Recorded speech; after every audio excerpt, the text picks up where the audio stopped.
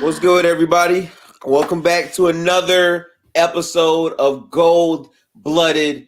We're here. Haley is here. KB is here. I'm here. And we're going to stand on business. But what's good with y'all? How y'all feeling? What's good, chat? We are back. We're kind of struggling this morning or afternoon, depending on where you are.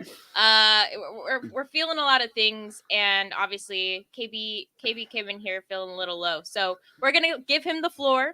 Start off with kind of our raw emotions following last night's game. KB, how you feeling? Moment of Words silence. cannot describe So yesterday was the day itself. Yesterday for me, right? Let's start there, right? The day itself was a pretty good day. I got some couple of things done, hung out with friends, family. You feel me? Like it was a good day, all in all, right? Yeah. And the Warriors were up. I didn't get to watch a lot of the game. I still haven't watched the majority of that OKC game, but we were up, and Wiggins was hooping. Steph looked all right. First game back from injury, it's always a bit underwhelming from after.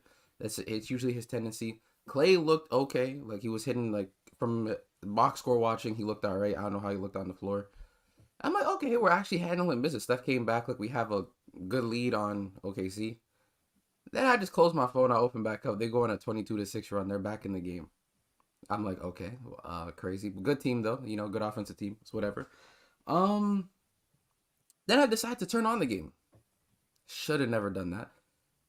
As soon as I turn on this game, in the fourth quarter, I am watching number 11, who I will not name on this platform or on any platform actually. Okay. I watched number 11 go out of his way to shoot us into a OT. And then shoot us out of the OT into a loss. Genuinely. I'm watching Wiggins hoop. I'm watching him play fantastic defense on Shea, but Shea was making amazing shots. I'm watching Steph miss a lot of bunnies because of the fact that he just came back from injury. So he's just missing shots he normally makes, but it is what it is. From 2, he was horrific, but from 3, he was fine. And then Klay.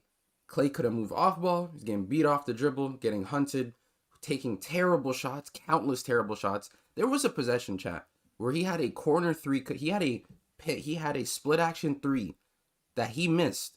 That I would have been like, I was still mad at him for taking that shot, because if it's not off the strength of just catch and shoot, I feel like he's cooked now.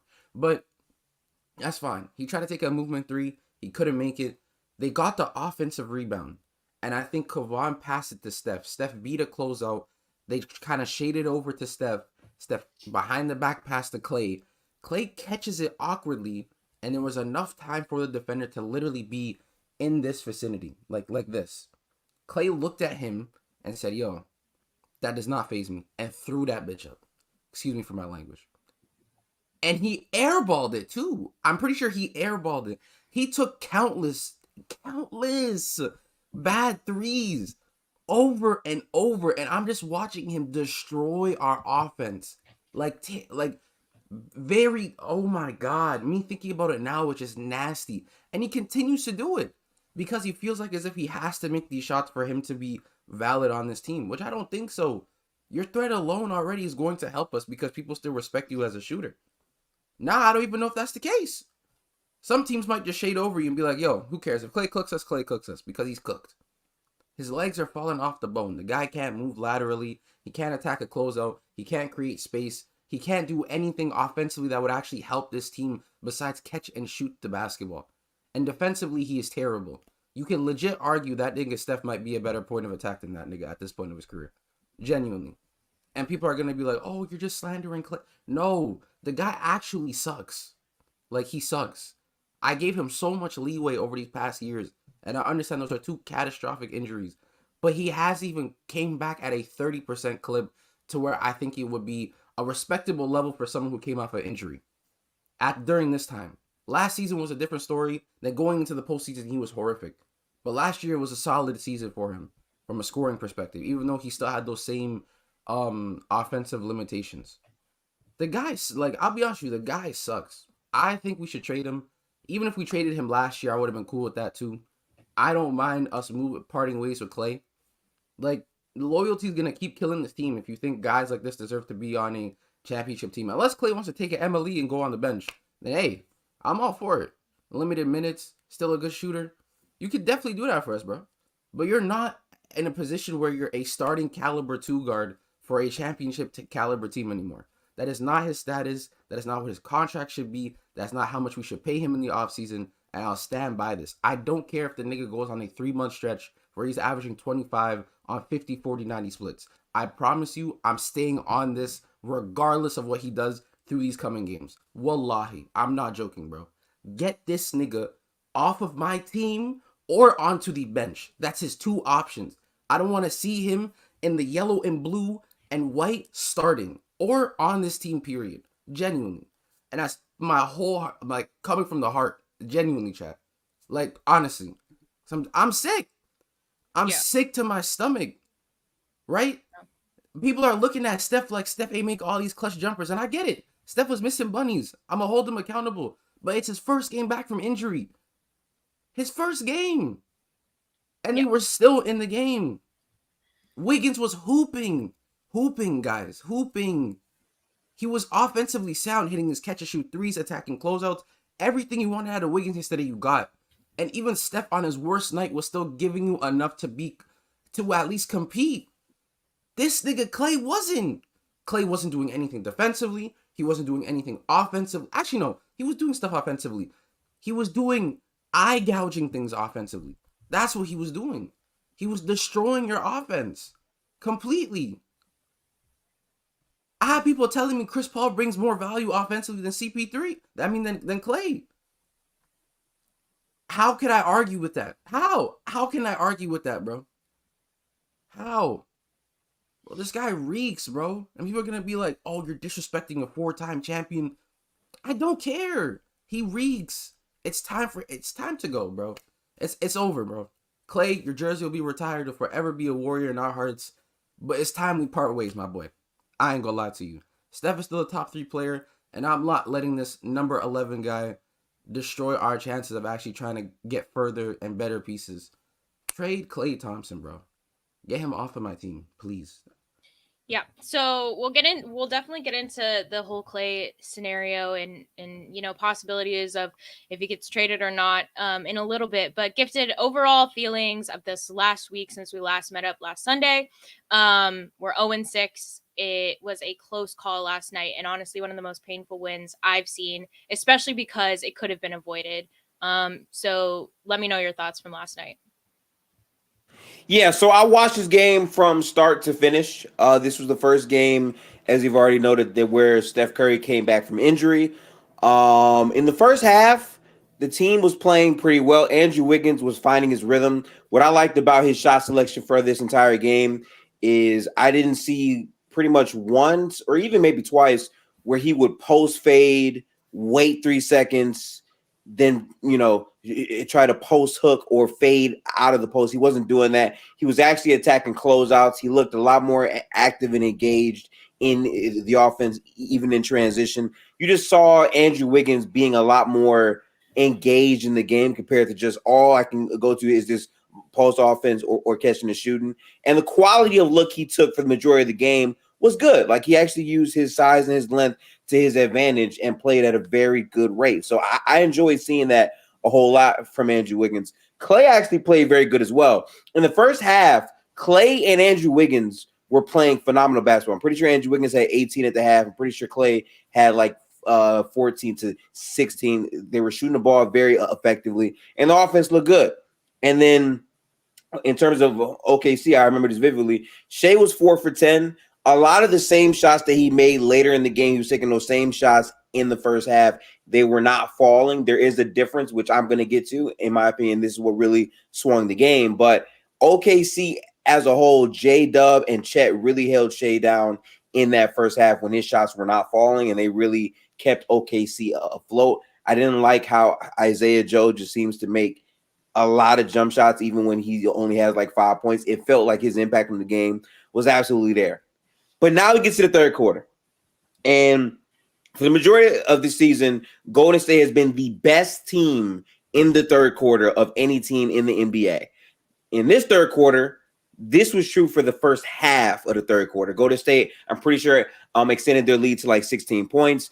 And then what happens? Steve Kerr subs in Dario Saric at the 5, and Shai Gilgeous is finding those same shots, creating those same advantages against Dario, and is absolutely licking his chops, and that activates Shea. So from that point on in the game, Shea officially has it going. The offense stopped finding Klay as much as it did in the first half, so he went kind of shotless for quite a while. I still think that the passing out, like how he was hitting Looney on the roll and other guys in the first half and even in the second half of that game, was good.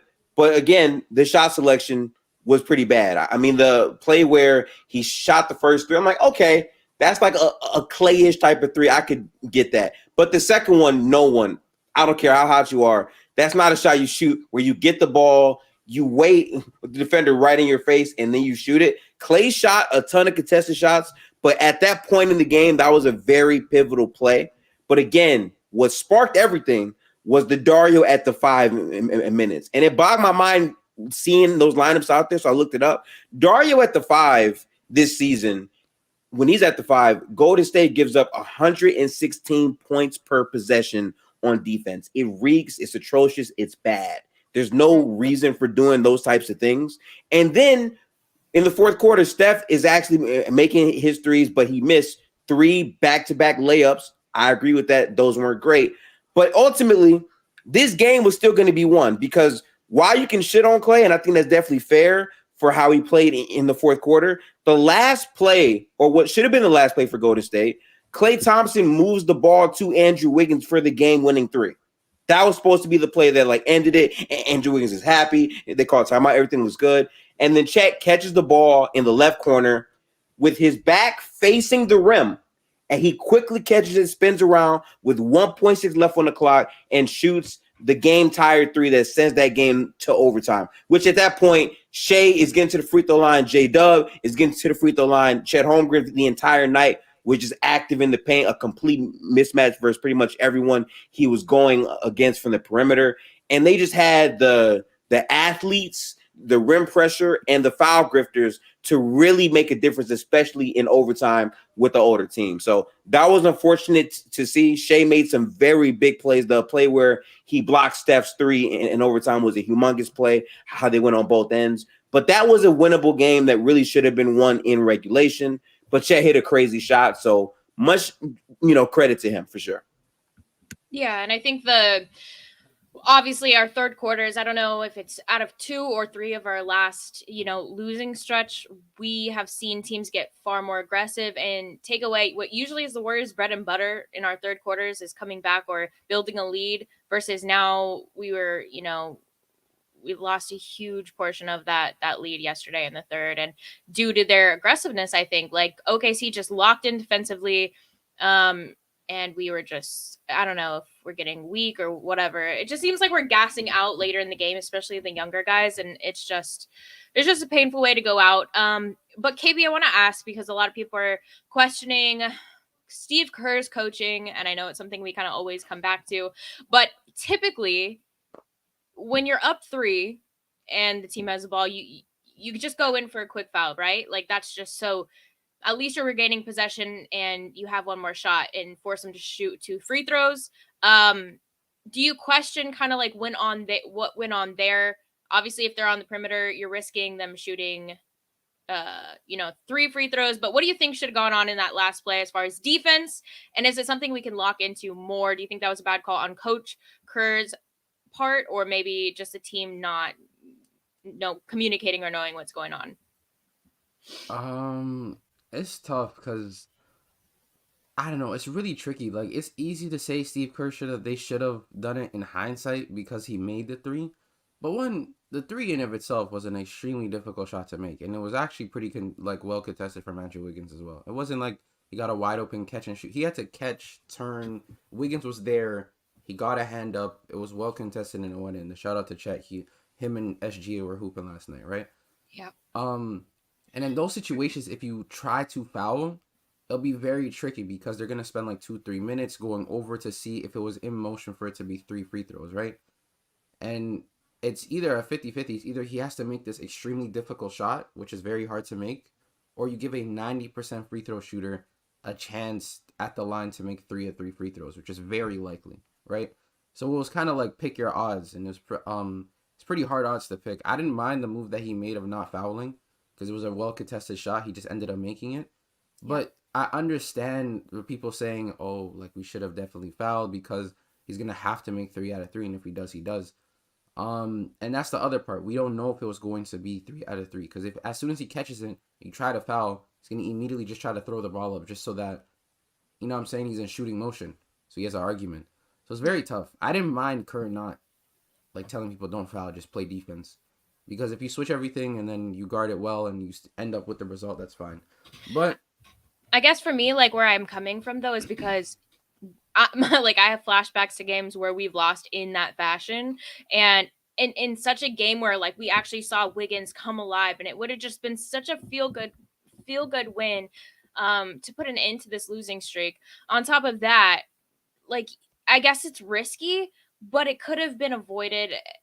There's just a lot of things that could have happened, but like Steve is getting so much flack right now, and do you think it's fair? Like, is this on him? Or is this just like because our two best defenders are out right now? I guess if you Yeah.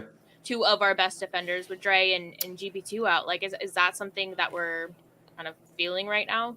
I think Kerr should get more flack for the Dario Saric minutes at the halfway Right. point of the third quarter than the foul. I get that in real time you can say they should have fouled. I think that's a fair thing to say. But at the same time, Chad made a like very, very tough shot from 3, and it was contested.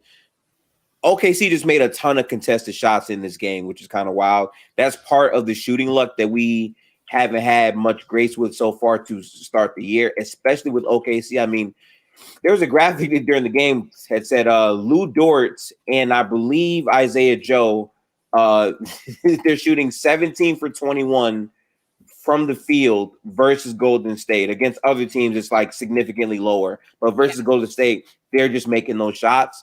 It kind of feels like more of that same type of battle. I mean, Chet was like facing the out of bounds. So if they fouled, you can argue that by that angle, they would have just put him on the free throw line. And then at that point, it just becomes a free throw game, sure. But at the same time, if Chet somehow gets an impossible shot off, now he's taking 3 shots. And they're like, why would you foul? Why would you foul? Like, it's really results oriented, to be honest. 100%. And if you actually hear, and if you actually hear Wiggs post game, it's like it's easy as like you said after the thought. It's easier to kind of pick and choose what we could have done or what we couldn't have. But like in that moment, you just make a split decision. And I mean, and I want to give credit to OKC. Like everybody's playing these mini series against various teams, right? And we've played Sacramento. And now OKC, 2 young teams that just a few years ago were not even on the map, and now are just wow. It's the future of the league. I expect to see those 2 in a Western Conference Finals at some point. But like thoughts on OKC. I know it's been painful, KB, but is there anything that you're seeing from them that we can really learn from and adapt from? Because OKC, while they're young, like they still are one of the better teams that we match up with, I think, and so. How can we contest some of these shots and not let role players like Lou Dort, make such an impact? And we actually do have a guest coming up as well. So I'm going to pull him up, and KB, you can go ahead and answer that. Honestly, the ability for them to attack a closeout, shot creation. There's just some things they have on their team that we just don't. I'm not gonna lie to you. Like outside of Steph, we lack so many things, and the reason why I gas Steph and like it's very impressive watching what he does is because he takes these players with these offensive limitations, and because how good he is offensively, they're allowed to still flourish, right? And I think from a perspective of coaching, I think everyone's held accountable. Like even if you are a main core piece to their like team, like down the stretch, if you're playing horrific, because last time we played, I think Giddey played well. And then we didn't see a lot of Giddey in the second half. At least I didn't. I didn't see a lot of him in the second half in the closing minutes because he was pretty bad. So the coach took him out. I wish Steve did that for Klay, but like, hey, it is what it is, Like, I think that's like another thing is like making adjustments on the fly, like holding everyone accountable, subbing guys out, benching them if you have to. Like that's the thing I don't understand. He was so quick, right? So quick to sub out Wiggins, let other guys close minutes for him. When it's Klay, it's like the hardest thing in the world. And I don't see why it's so like, I get it. Klay's going to throw a hissy fit, but he's a grown man, bro. Like, we got to like be serious. You got to hold guys accountable, especially like when they're hindering your offense. And when Sarge is out in these lineups and we are getting cooked offensively and you're not putting an athletic 5, like Tyrese Jackson Davis, the guy you drafted and gave him a 4-year contract.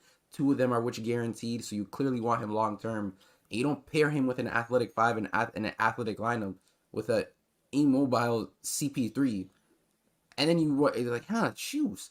Man, he's looking at his assistants like, why are we getting cooked on defense? It's because you have a bunch of slow old guys on the floor. Like, I don't know what to tell you, bro. Like, offensively, you're a very sound coach. You know when to make like actual decisions. Like, I'm not gonna sit here and act like Steve Kerr's a terrible coach. I'm not gonna do that. He's a very good coach, but he just makes very boneheaded decisions sometimes. And I just look at him like, there's no way you do your job, and you look at what you put on the floor, and I could tell you where you went wrong, like so very clearly.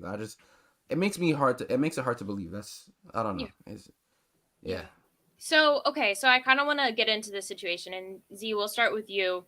Dub Nation is extremely torn and split on Klay Thompson. And while we did see kind of an awakening from Wiggins last night, and I would say an awakening from Klay earlier in the game compared to the 5 points previous to that, I forget, I can pull it up, but I think overall he's averaging 11 points. Like, 11 points, which maybe, for Klay, he has that thing with number 11, which is kind of funny, but like, that's just so surprising coming from him. So what are your thoughts on Klay? What do we do moving forward? Are we going to stay more patient with him, or are you saying wrap him up in a trade package? Let's move on. Who's the question for? Was it for me? You? Yeah. Okay, You start. word. Klay Thompson is a topic of discussion for a lot of Warrior fans, and it reminds me of last season when Klay had a slow start and they were hollering to trade this man. And then certain things happened, like Steph going out and Wiggins going out. And all we essentially had offensively was Klay Thompson's leadership and prowess. And he led us to an above 500 record in that short span of time with 50-point games, 40-point games, game winner. Like, he did his thing. With Klay Thompson, I'm used to saying, oh my God, Klay has had a slow start to the season, especially offensively. Not expecting much from him defensively because he had 2 of the worst injuries that you could possibly have as a basketball player and had to come back from them. So obviously it's going to be a step slower. But what I want to talk about is why people throw in Klay in trade packages so quickly when Wiggins last night, that was his first over 20-point performance of the season. He's had been shooting 16% from 3, I think, prior to that. Yep. Worse than Klay Thompson. Yeah. It was, on par with Chris Paul shooting 3-pointers and his percentages. So it's funny how everybody's pointing the finger at the guy that we know had injury problems, and we know that the expectations, like I said, defensively are not going to be as strong as they were prior to 2019. But everybody's just like, oh yeah, Wiggs is we're good. Like, we'll keep him. No, Wiggs was struggling shooting the ball. He was struggling creating his own shot. He was struggling on the defensive end as well. Like, I don't understand why Klay gets all of the hate, but I guess it's because people expect Klay Thompson to be the same lockup player that he was, or two-way player that he was in 2017. It's just not the case. I don't think Klay Thompson deserves to be thrown in a trade package at all.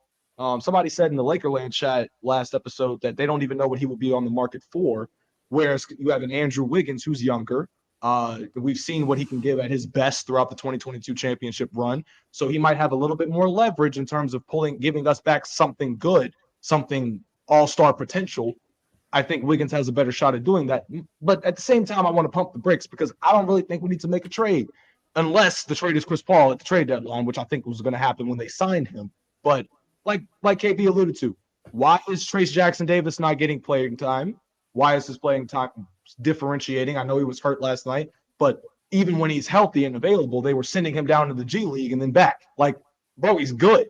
He's good. Like, lob threat, interior presence, rebounding. What we need, the only issue is that he's young, which is the same thing he did with Kuminga last year for a lot of the season, where Kuminga would give us great, stretches, and then Kerr pulls him out or doesn't play him as nearly as much as he did in like all that stuff. It's all about Steve Kerr and who he thinks has the green light. When he had Anthony Lamb in last year, I was pissed off the majority of the time that he had him in because I was like, dude, why? Like, yes, he struggled shooting the ball and picked it up a little bit, and I guess his defense was okay, but it wasn't moving me enough to have him I wasn't seeing more production from him than I was seeing from even Moses Moody last year throughout stretches. So I don't know. It's a lot. It's a whole lot. Another thing too, I didn't hear y'all's takes on Draymond Green and the fact that in the last 5 games he's been ejected twice and is now suspended. We got to talk about that. I don't remember the last time I saw Draymond We haven't Green. got into it yet. Yeah, Really? yeah. All right. Yeah, we have. A lot happened this week, man. Like a lot happened in We'll this unpack week, to be it for honest. sure. But Gifted, why Yeah. don't you kind of build off of like what Z said? Your thoughts on Klay Thompson? What's the move here for us?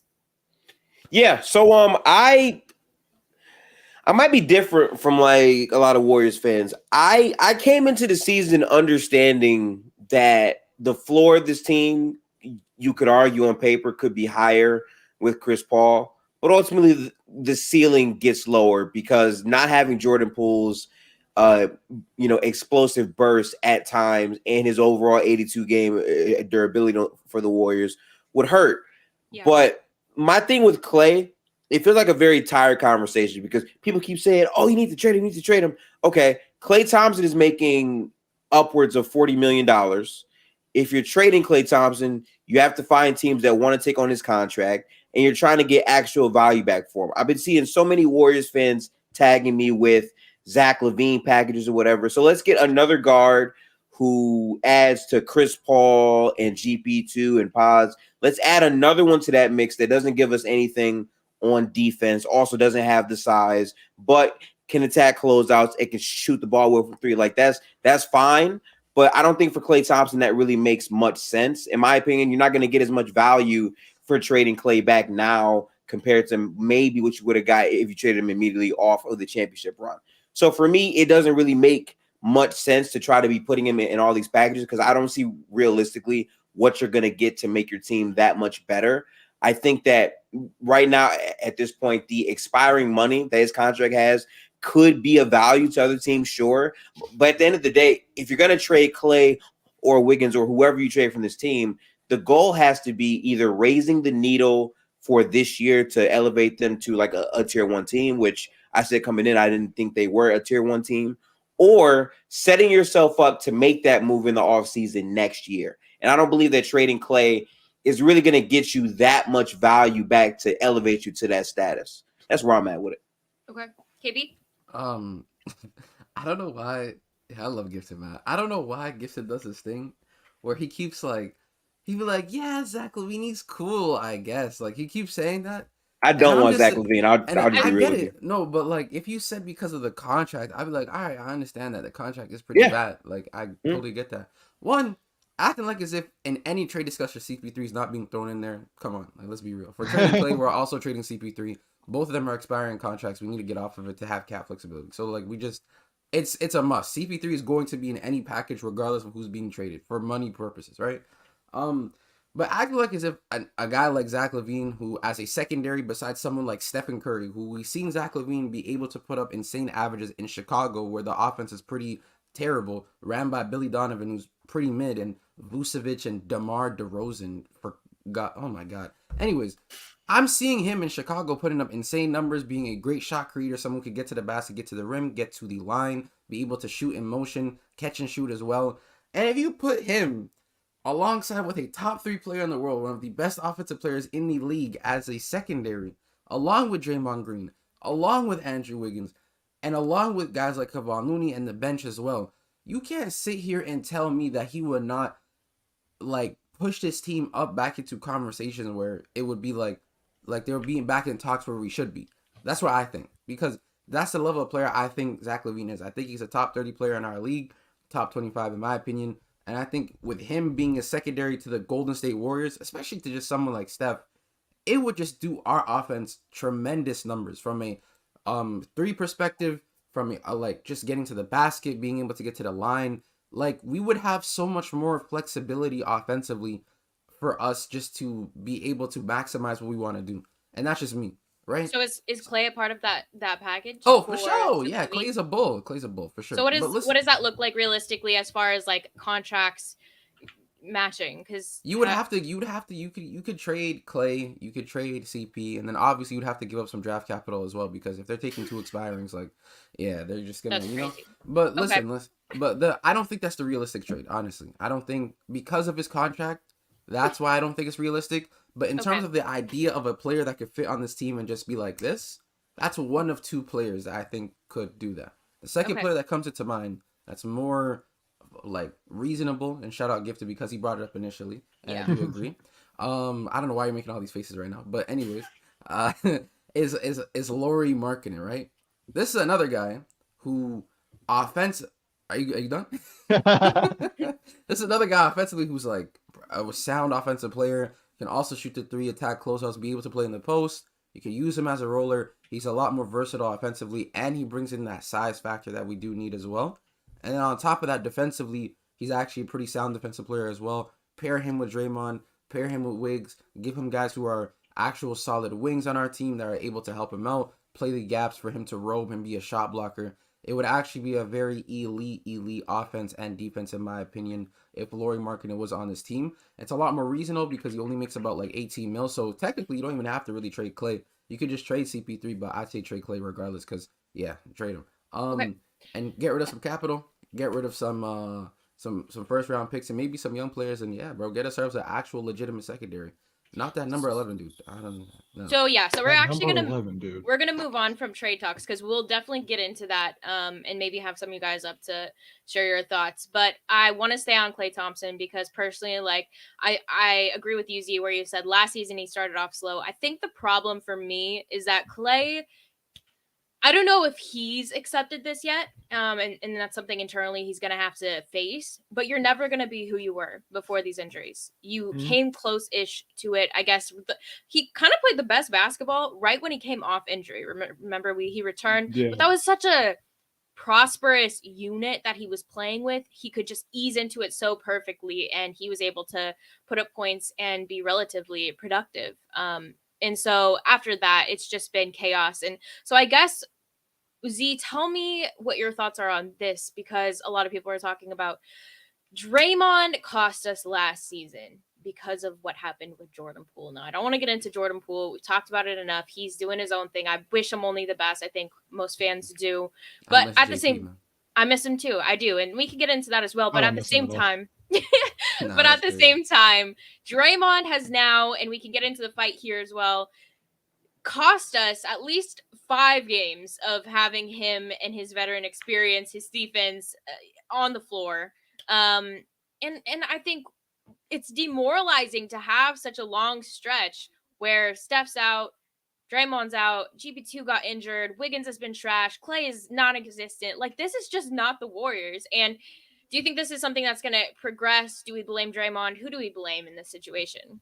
That's why it's so interesting to me why everybody, or not everybody, but most Warrior fans I'll see in the comment section are putting the blame all on Klay Thompson, but they haven't really looked as deeply into the numbers. You could talk about his shot selection and all of that, but at the same time, like I said, Wiggins was shit too, okay? Like, shooting worse than Klay Thompson was. Shooting on par with Chris Paul. And we know how bad Chris Paul started off shooting this, one of like 20-something. So there's a lot of blame to be put here, and you can place it on Draymond because, like I said, I hate the fact that Draymond Green has seemingly low-key cost us some of these games just by not being there, because we know what he brings to the table, especially when in terms of looking at the team identity on defense. At least he gives you someone that's there as a leader, as a veteran, as somebody that's going to hold not only himself accountable, but other people accountable as well. We're missing that. And like you said, it sucks. Steph went out as well. Klay's been trying to find his rhythm, but the pressure's been on Klay a lot more because Steph has been out. Draymond's been out. No one else has seemed to step up and score over 20 except Wiggins last night, and we still lost. So it's a lot of problems. It is a lot of problems. I think that people are once again overreacting to Klay Thompson, because I've seen Klay Thompson have bad shooting stretches and bad shooting starts to the year, many of years, even in the KD years. And back then, when KD was coming to the team, Klay said, that's cute, but I'm still going to get my shots. So it's like, this has been the same Klay Thompson, especially when you are regarded as a top 5 shooter all time, best shooting backcourt in the league. You're prone to shooting slumps. We saw Steph when he was trying to break the 3-point record. After he broke it, the dude didn't even look recognizable from 3. It was bad. But are we going to sit here and say, oh, Lord, he's going to be trashed forever? No, bro, no, he was good. We won a championship. You have to have patience with this team. We're in November. We have new pieces. throughout the 5-game winning streak that we started off the season with, people were saying, oh, Chris Paul and Dario Saric look like a really good duo. But like Gifted and KB alluded to, when you look at those analytics, when Sarge is on the floor and you look at how teams are targeting him and how he does not make us look better from a defensive side, at least, it's troubling. It really is. But then you factor in what we do have, what we drafted in TJD, and it's like, yo, we see the potential right there with this guy when he's on the floor with CP and Steph. They can look for him and put him in the right spot, and he can be very, very effective. So it's basically at this point, it's up to Klay Thompson and his shooting, Draymond Green and his availability, Steve Kerr and his coaching and rotations and adjustments and things of that nature, and Steph's health and Wiggins. I forgot about Wiggins. There's a lot. There's a lot of factors here to when we can start getting rolling again and get off of a 6-game losing streak. Oh my God. It's crazy to say. It's genuinely crazy to say. Yeah, Z, and also maybe Gifted, you can tell me this, but like, let's say, because I agree with you, it's November. I don't think that they have any thoughts of moving off Klay as of right now, probably ever, but that's just my opinion. I think Klay's going to retire Warrior. I don't think anything's going to impact that. But my question, I guess, for you, Gifted, is we saw Russ just this week have the humility to say, let's just try me coming off of the bench, and look what happened. They won the game. And I'm just wondering, is there any scenario where Klay gets, I don't know if it's less minutes, I don't know if it's coming off the bench, I don't know if it's somebody saying, just have a game where you're not putting any shots up until like the second half, just play defense. I don't know exactly what it is, if it's a new lineup, but what is something that they can attempt to do with Klay to at least either make a point or just get him into some kind of rhythm? Is there a way to do that? Well, a couple things. One, Klay's making $40 million. I'm of the mindset that if you're trying to trade Klay, bringing him off the bench is the dumbest thing you could do. Whatever value he has right now will get completely cut and slashed for making that move, number one. And two, it's not going to happen realistically, I don't believe, because why would they do that when they had Jordan Poole coming off the bench for Klay? Because Klay still had moments in that season where he started off terrible last year and then had a stretch where he was shooting 44% on 12 threes and was averaging 25 a game without Steph playing, right? I think because of their familiarity with Klay, that's not going to happen. I think they're more so going to continue to try to get him involved in the offense early. I think last night was perfect. I mean, Klay's processing of how things were, again, for the first half was phenomenal. He wasn't hunting shots. He was taking good looks. He was moving the ball. All these things were great. But when it came to down the stretch, despite that hot start, the Warriors elected to put Dario at the 5. Klay Thompson wasn't in as many of those lineups, and the ball wasn't naturally finding him. Klay Thompson, like Westbrook, ironically, is a rhythm player to where he needs to be engaged with shots.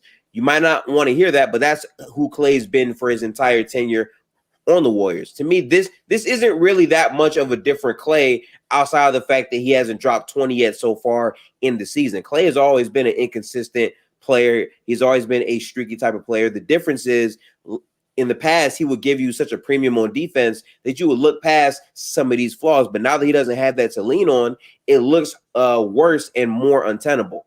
My thing is, I'm really focused on the reality of shit in terms of what they're going to actually do. And I think for the Warriors right now, they're saying to themselves, okay, we haven't had Draymond for a lot of the season, from the injuries, from the ejection he just had, from the personal thing to where he missed the Denver game. We have not seen a strong sample size of this team with everyone together on the court.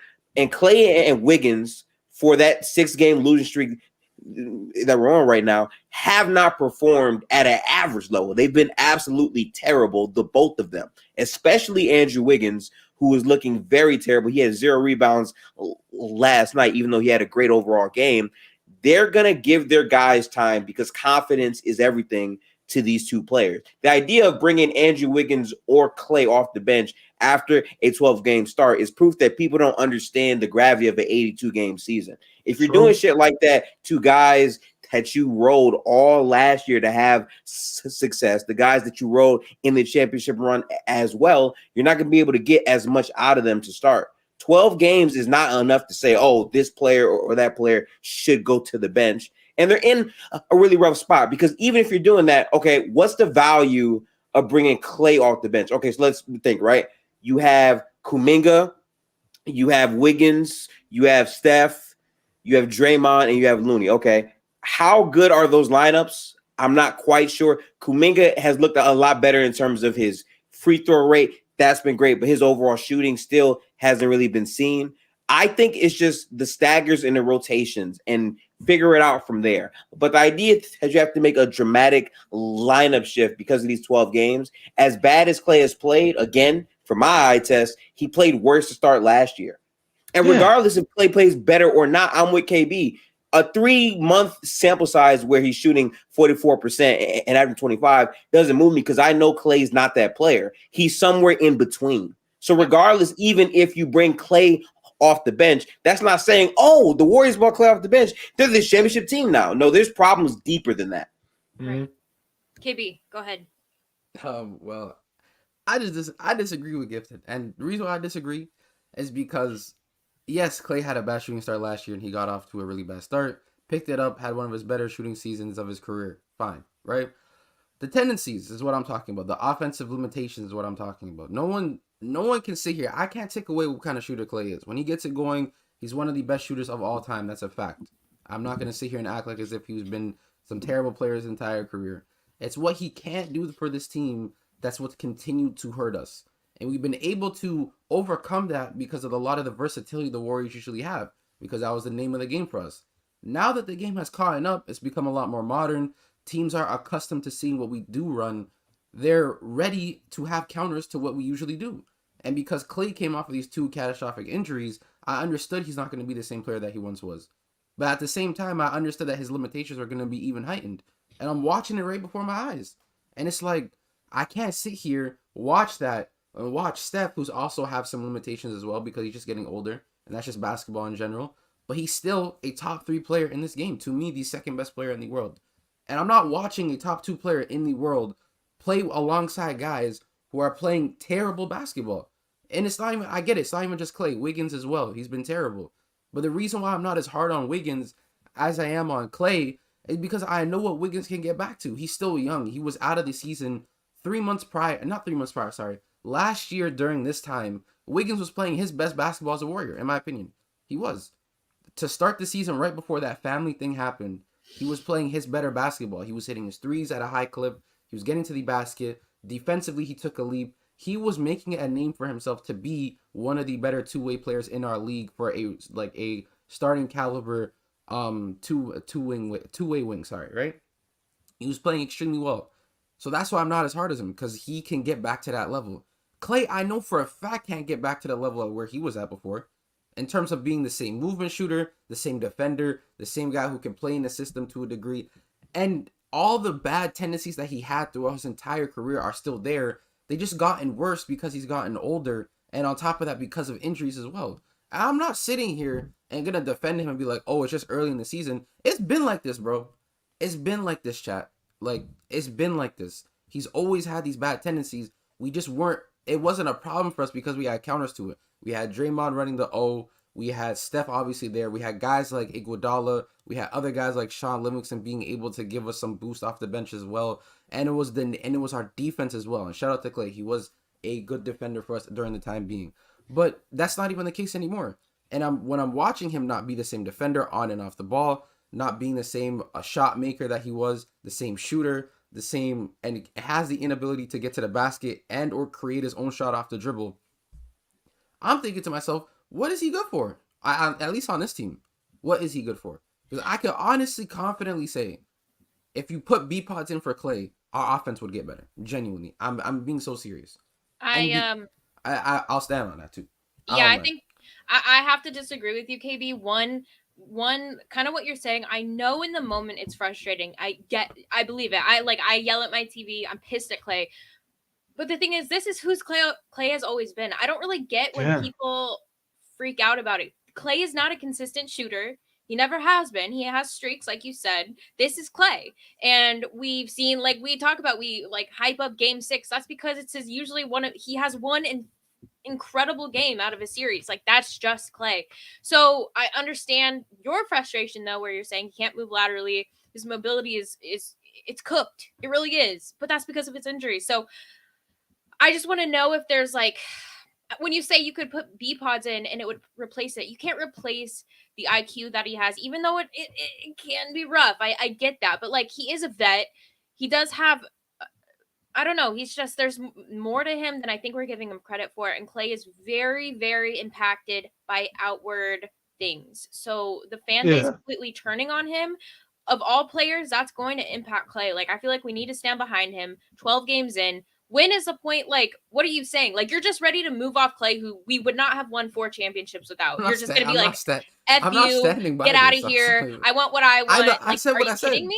I said what I said. I said I think Klay is I think Clay's an amazing player for us. I think so. He's if Steph has a bad streak, is he gone too? Are we just gonna do that with our bench? Because that's nasty. That's nasty. No, because this is my problem.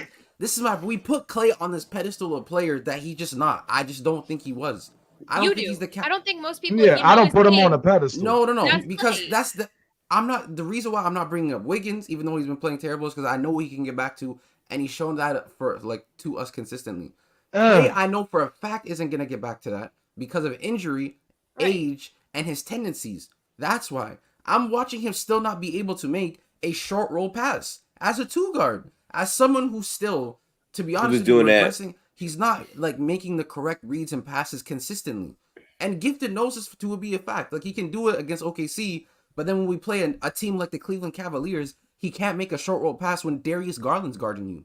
You can see over top of him, and you can't make the read. And it's a short roll. The guy's a foot away. This is the real quick. I don't know if like I've like vocalized this. I just want to be clear. Like, I'm not even disagreeing with some of what KB says. Yeah. My problem is I'm tired of hearing about the Klay shit when that's not the primary issue. Thank you. The primary issue is we don't have a reliable second option in Klay or Wiggins, period, offensively. There's not a guy. So to me, if you're saying to trade Klay Thompson, me personally, I don't care about the sentimental shit either. Like, cool, right? Steph is playing at this level. You want to maximize that. But my point is, if you're moving off of Klay to not get that reliable secondary guy that makes sense for the team in all aspects, then it's a moot point to me. So at that point, I'm keeping Klay. Yes, if we don't get the secondary, I'm saying get him for the secondary. And the reason why I'm not bringing up Wiggins as a secondary is because, one, Wiggins is just not that caliber of player where he's been a secondary in terms of a scorer. I just know that. He's a guy who attacks closeouts, cuts, catch and shoot threes. He's primarily playing that way.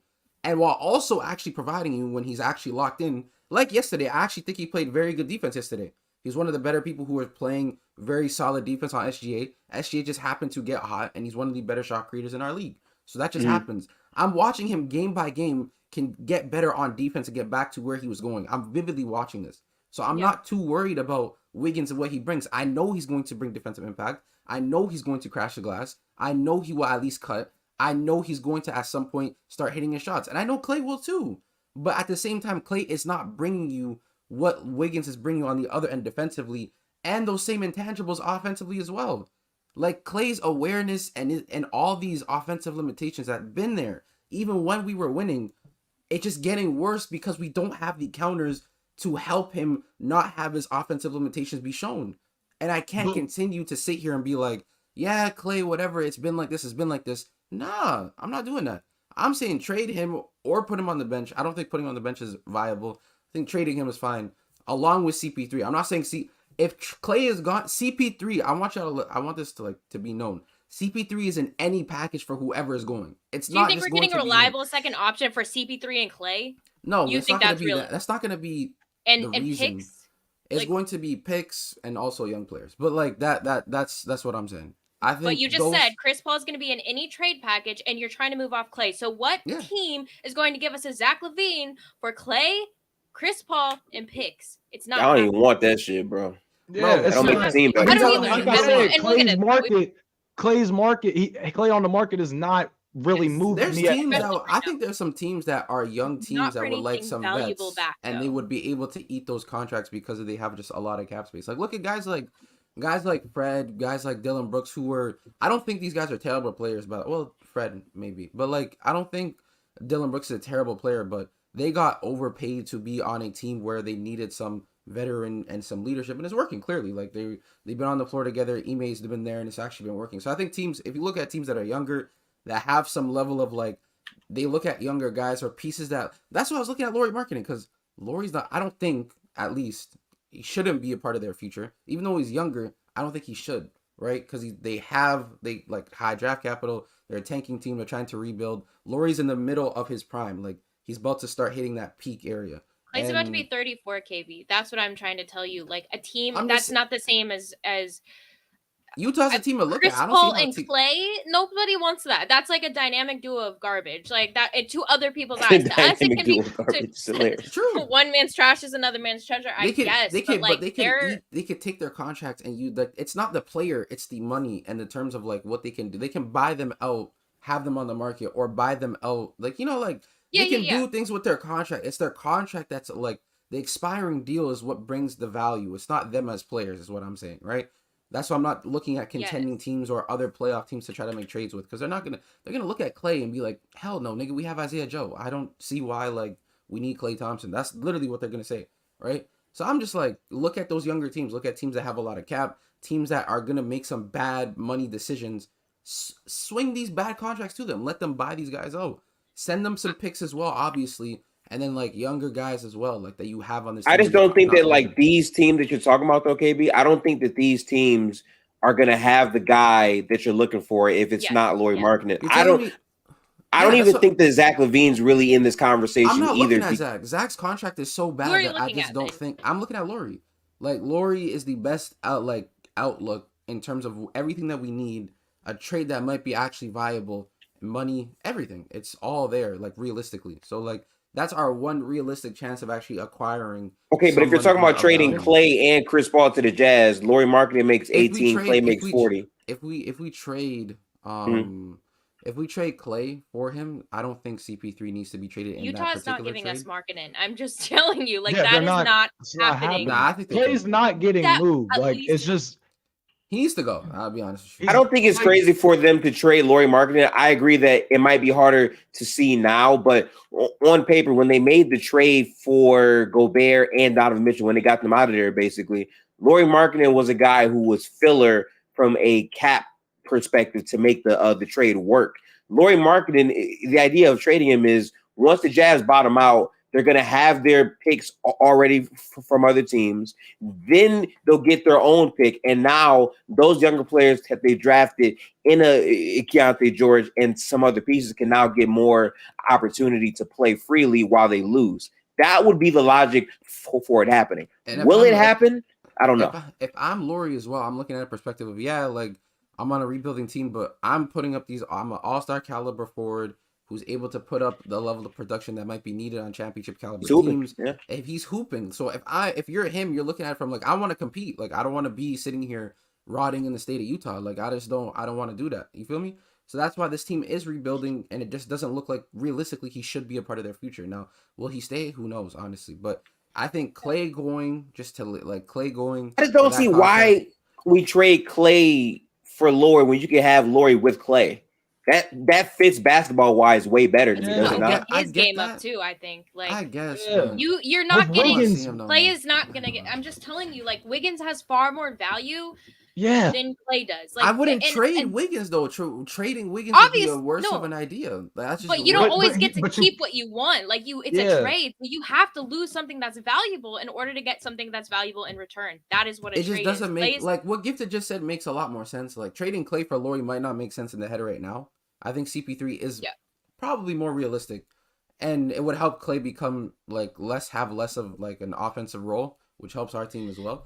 But like, I'm just saying it from a perspective of like the contract, buying it out because they have cap space. You send them young assets as well as picks as well.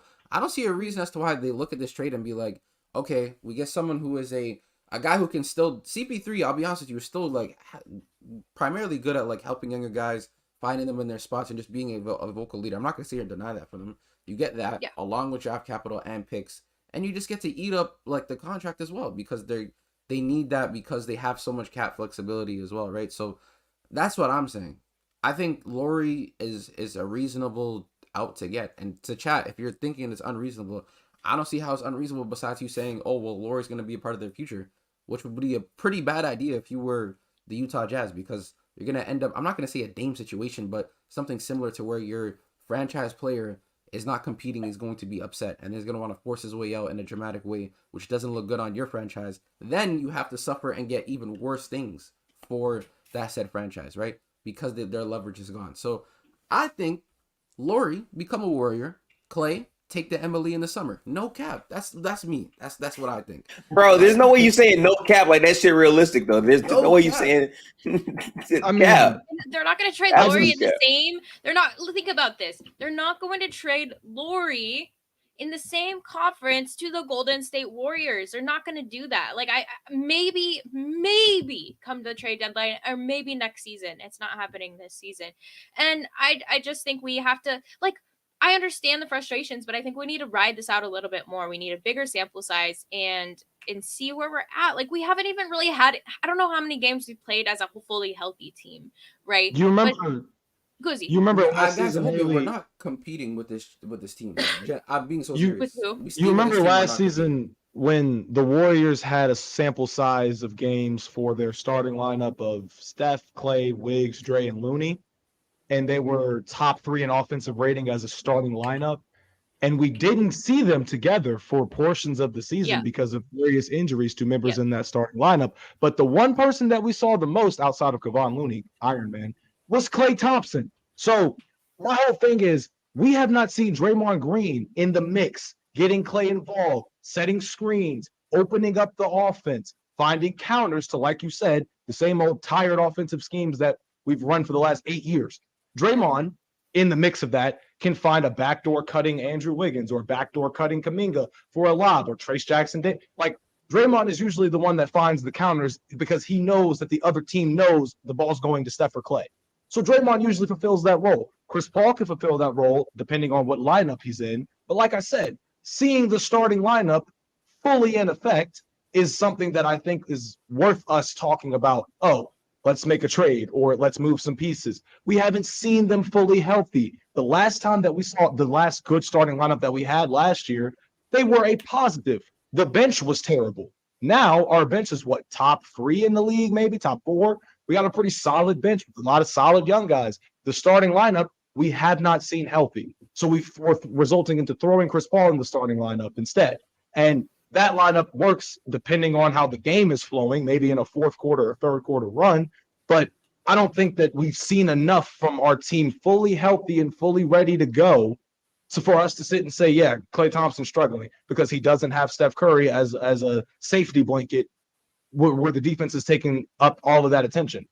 So we don't have enough. Klay is resulting into taking a lot of bad shots, into coming off of screens and not having the same quality looks that he might have if him, Draymond, and Steph were on the court at the same time, with Wiggins as a backup option as a lob threat, or Kuminga as a lob threat, or TJD as a lob threat. We haven't seen any of that yet. So I think that we got to pump the brakes. We just got to pump the brakes a little bit. I just think even if they are all healthy as well, this starting roster or this starting 5 is a competitive 5, but is heavily relied on Steph. Heavily. And I just don't think that should be the case at all. Finding a secondary by any means, even if it's for off the bench for the time being, like someone like B-Pods, should be your way to go. And I just wholeheartedly believe that. And the reason why I believe that is because Klay is getting worse. Wiggins is obviously a good scoring threat, but he's not the secondary option who has the ability to create for himself. CP3 doesn't like to look at anything besides passing the ball to Dario Saric. Kuminga gets shunned out the offense a lot because of CP just looking at Sarge all the time. So all you have left is a B-Pods who has shown you the ability to be able to pull up off of screens, get in between, pass the ball, has a floater game, has solid footwork, can get to the basket as well. Everything you need out of secondary, B-Pods has shown you for the time being. So a temporary solution would be to play B-Pods a lot more and not with lineups where CP3 is in the game. Because I'm watching him play with CP3 And because B-Pause is just passing the ball to him and letting him run the offense, because he knows once CP3 is not on ball, he is not doing anything offensively, then CP3 just running high screen roll with Sarge until someone plays drop, and then Sarge is open for 3. That's all he does.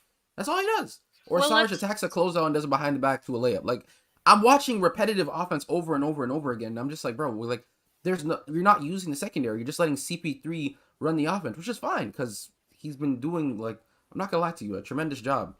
But those moments down the court where he's not looking at the basket and he continues to look to pass the ball are like win or loss moments. Like the game against the Cavs, the game against the Timberwolves. I'm seeing him make a lot of boneheaded decisions that are unnecessary, where teams are willingly giving him the mid-range to look at because they know he's not going to take that shot. He's just looking to pass the ball so much. So that's what I'm saying. I just don't think this team is feasible enough to compete. And even if you're saying, oh, well, injuries, I get it. We haven't seen this team at full strength. We still don't have the necessary pieces or a piece in terms of a secondary scorer that's going to be able to compete, especially against a lot of these other teams where you're going to be seeing them in a heavily loaded Western Conference. We're looking like teams like the Suns, who have an offensive first and second, the Clippers, who have like damn near 3, the Lakers, who have their 2, the Denver Nuggets, who have their 2, the Kings, who have their 1 and 2 punch, as well as a well-equipped offensive roster as well, the Oklahoma City Thunder, who have their 2, possibly 3 when Giddey is locked in as well.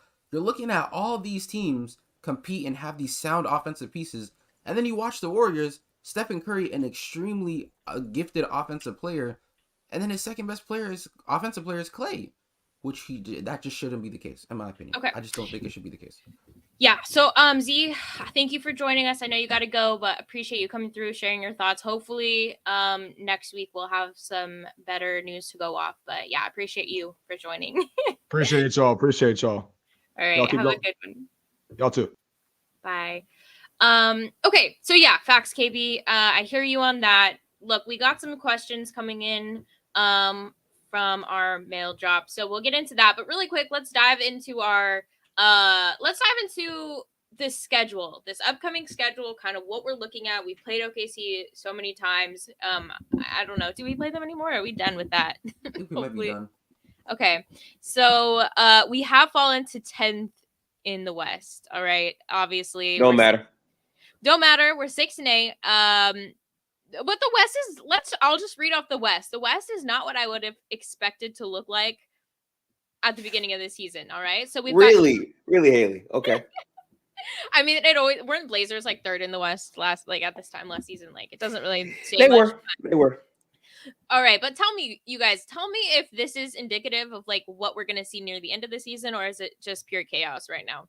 We got Timberwolves at 1st in the West, Nuggets at 2nd, Mavs at 3rd, OKC at 4th, thanks to beating us like 3 times. Kings at 5th, Rockets at 6th, Lakers at 7th, Suns are 8th seed, Pels are 9th seed, we're 10th. Then we got the Clippers right below us. We got Utah there. Grizzlies have risen to 13th in the West. Then we got the Blazers and the Spurs have fallen to the last seed in the West. Risen to 13th seed is crazy. That is crazy. So gifted. West is wild. And we're only divided. I mean, the first 3 seeds have only won 9 games. So we're only 3 games below that. I mean, it's super close, and this is what we expected the West to be competitive. So what stands out off that list as of right now? For me, Mavericks, obviously. They continue to play good basketball. Kyrie and Luka are really figuring out how to play together with each other more. Kyrie specifically has really had a dramatic uptick in his production from the start of the season, where I'm pretty sure he came into the season not healthy. So Kyrie's playing much better ball. Derek Lively continues to be a positive for that team. Grant Williams continues to be a good fit. So far, so good. I think the real test with the Mavericks is going to come very soon because their schedule is going to get harder. They lost in a thriller last night versus the Milwaukee Bucks. So seeing how that entire situation, sorts itself out with the Mavericks should be very interesting to watch. I'm curious to see exactly how that pans out. But another team, Wolves, I predicted before the season the Wolves would be a top 4 team in the West. I still feel that way. People are still going to say trade Cat all season. I'm just used to people saying that. That's fine. Yeah. But they've been a very good team. Cat is shooting the ball a lot better than he was before, but he's still doing, the overall positives that he was doing when he wasn't shooting the ball well. Cat has recently joined. I'm pretty sure Stephen Jokic is one of the only players to average 25 on 70% true shooting, so that's good for him. And they just continually find ways to just win ball games. Gobert is looking like a defensive player of the year candidate in year 2 of the system. So they're doing pretty much what I expected them to do. I think for them, the question is going to, really be about making that translate to the playoffs and having their rotations be right for adjusting when need be. But overall, all these seem to make sense. The Kings would be higher if Fox didn't get hurt, in my estimation, but they won I'm pretty sure 5 of their last 6 so far. So they're on track to get higher in the seedings as well. But overall, not really surprised by any team outside of the Mavericks for me. Okay. So KB, Rockets, how about you? I guess the Rockets. Oh, the Rockets. I forgot all about the Rockets. Not. I was about to say. Maybe because you don't believe it'll be long lasting, but hey, what do you think? The Rockets are playing very, very positive basketball. They are. OKC doesn't surprise me. The Timberwolves surprised me a little bit. I'm not too surprised, but just a tiny bit. Yeah. Another team, the Mavericks, did surprise me. I thought they were just gonna be middle of the pack, like 500, but Luka would be hooping. I didn't think they'd be starting off this well as well. The Rockets, obviously, it won't last long, so I don't really care, honestly. Just wait till that stretch hits, and then they're just gonna start losing like 8 out of their last 10. How that sound like hate, but it's not. It's not really hate. It's just they're a very young team, bro, and I just think when people, even our own team, when we start actually playing normal basketball again, we're still a very playoff contention team. The Lakers, the Suns, the Clippers, I just don't think even. No, I'm not even gonna say that, but say it. Sorry. Say it. No, I was gonna say even the Grizzlies, but I'm like, nah, they're cooked. I'm not gonna lie. So, I think I'm surprised by Houston probably the most. They're playing some very sound basketball over there, bro. Shout out Ime. Okay, shout out Ime. If he actually brings them to a play-in team, definitely coach of the year. Definitely coach of the year. That's insane. That's pretty crazy. If you say so. I'm not bought into it. Why not? Just because I don't buy in. I mean, obviously, shout out to them for being 6. I just don't know if they're going to stay at 6. I think they'll fall as the season goes on and teams figure out how things work. But I mean, I'm not going to take it away. Yeah, Lee said fool's gold. I think that maybe is what the Rockets are this season. But I might be wrong. But for me, I'm not super surprised by any of this. I agree with the Mavs. I think that they've really got something going. Pelicans, I think, will fall off as the season goes on. Lakers at 7 I expected them to be a little bit higher at this point in the season, but I think they'll start climbing if Anthony Davis can figure it out. So we'll see. But all right, I'm going to look at our upcoming schedule. KB, I'll ask you, I'll give you our next 5 games because that's probably, I'll give you our games through next podcast. So we've got game on Tuesday. We're playing the Kings again. It's wait. Just kidding. Tomorrow we're playing a game. Yeah. We're playing the Rockets. So maybe I'm gonna get my karma. Can we get our first win from this game? Is the Rockets the game? That's our win. Yeah. That's our win. Steph will be I'm not gonna say it like that, but we should win. I think the Rockets have been a very balanced team. I went back and I watched their film. They're a very good team.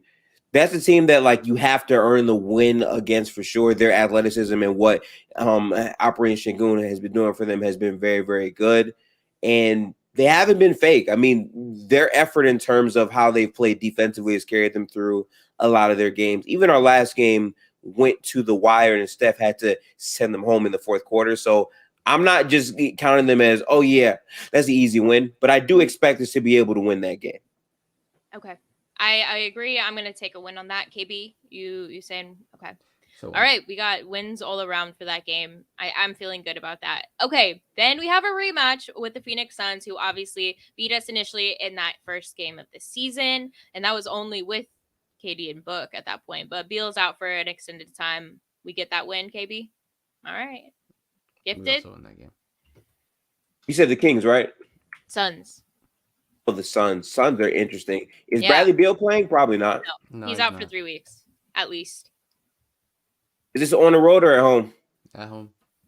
Yeah, it's a loss. No, on the road. Oh, on the road? Warriors at Suns, I Ooh, think. shaky. Yeah. On the road. That's Yeah. probably a win. Actually, you know what? Yeah, that is a dub. I don't know why we look like an amazing road team this year. So, yeah. I give us that win. Okay. Okay, I like it. I'm a little bit more on the fence with the Suns. I think we can do it. I just think the Suns have always been kind of our kryptonite. Wait, is Draymond back by then? No, he's out for no. 5 games, so he missed one. He's only missed one so far, right? He missed 2. That one, the game against the Timberwolves. Oh yeah, you're right. The 2 games against OKC, he didn't play, right? Yeah. Yeah, so then he'll be back on Friday against the Spurs. So then he missed the Rockets and the Suns. Okay, he'll be back the right game after that. Yep, Spurs Warriors on Friday, which is the in-season tournament again. So I mean, I think we're already past doing anything there, but we win. We get the Spurs win because they beat us last time in the preseason, right? No, regular season. Wait, the Spurs beat us in the regular season? Did they or no? No, I swear they beat us in the preseason. Oh, I thought for some reason we played them. I guess you're right. No, okay, yeah, we won that game. I'm not gonna lie. All right, you guys. Lumby's nice. The Spurs suck though, but yeah, we won that game. And the Spurs are very interesting of a team. Yeah. What do you think? Do you think that's positive, man? It's okay to say a team is bad. You know that, right? Like you can say a team sucks. Like the Memphis Grizzlies, they suck. They played Boston today. They're about to get blown out the water. They were getting torched by the Spurs the other day. I don't know if they came back. I think they came. That's why the Spurs are funny because like they'll go up 25 and then choke the lead and lose, which is crazy. Yeah, I think that's why we mollywopped them on Friday, right? So I think we beat the Spurs. I think the Suns game is up for debate. I think we beat the Rockets. I have us probably going 2-1. Most likely. Everybody said Tank said 1-3, Honjo 1-2. That's crazy. I'll say 3-0. We have more haters than Warriors fans in this chat. Okay, I got some questions for us. So this is from Kuminga fan. What are your thoughts on JK's start to the season? Gifted. I think Jonathan Kuminga has been very good in terms of his free throw attempts. Like he's drawing free throws at a much more comfortable rate. I think his shooting overall from the field has been abysmal. Mm-hmm. And he could be a lot better in those spots.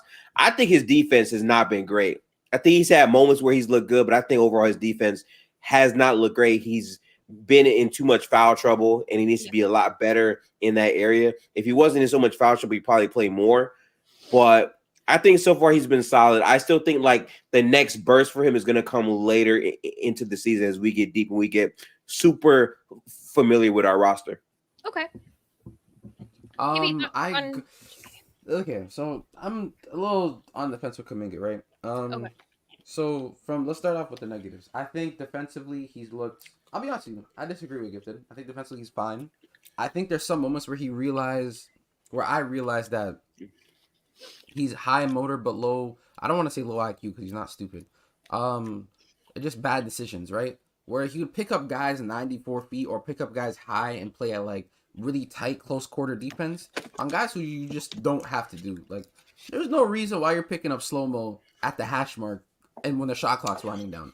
100%. I'm living with him out there, especially with that slow release. I don't need to close out quick. That's where like you just need to know your personnel. And I think as you play more, you will start to realize who does what the best in the league, and you'll get more accustomed to doing that, which is why I'm not really too worried. Now, from an offensive perspective, it's been really up and down. I think the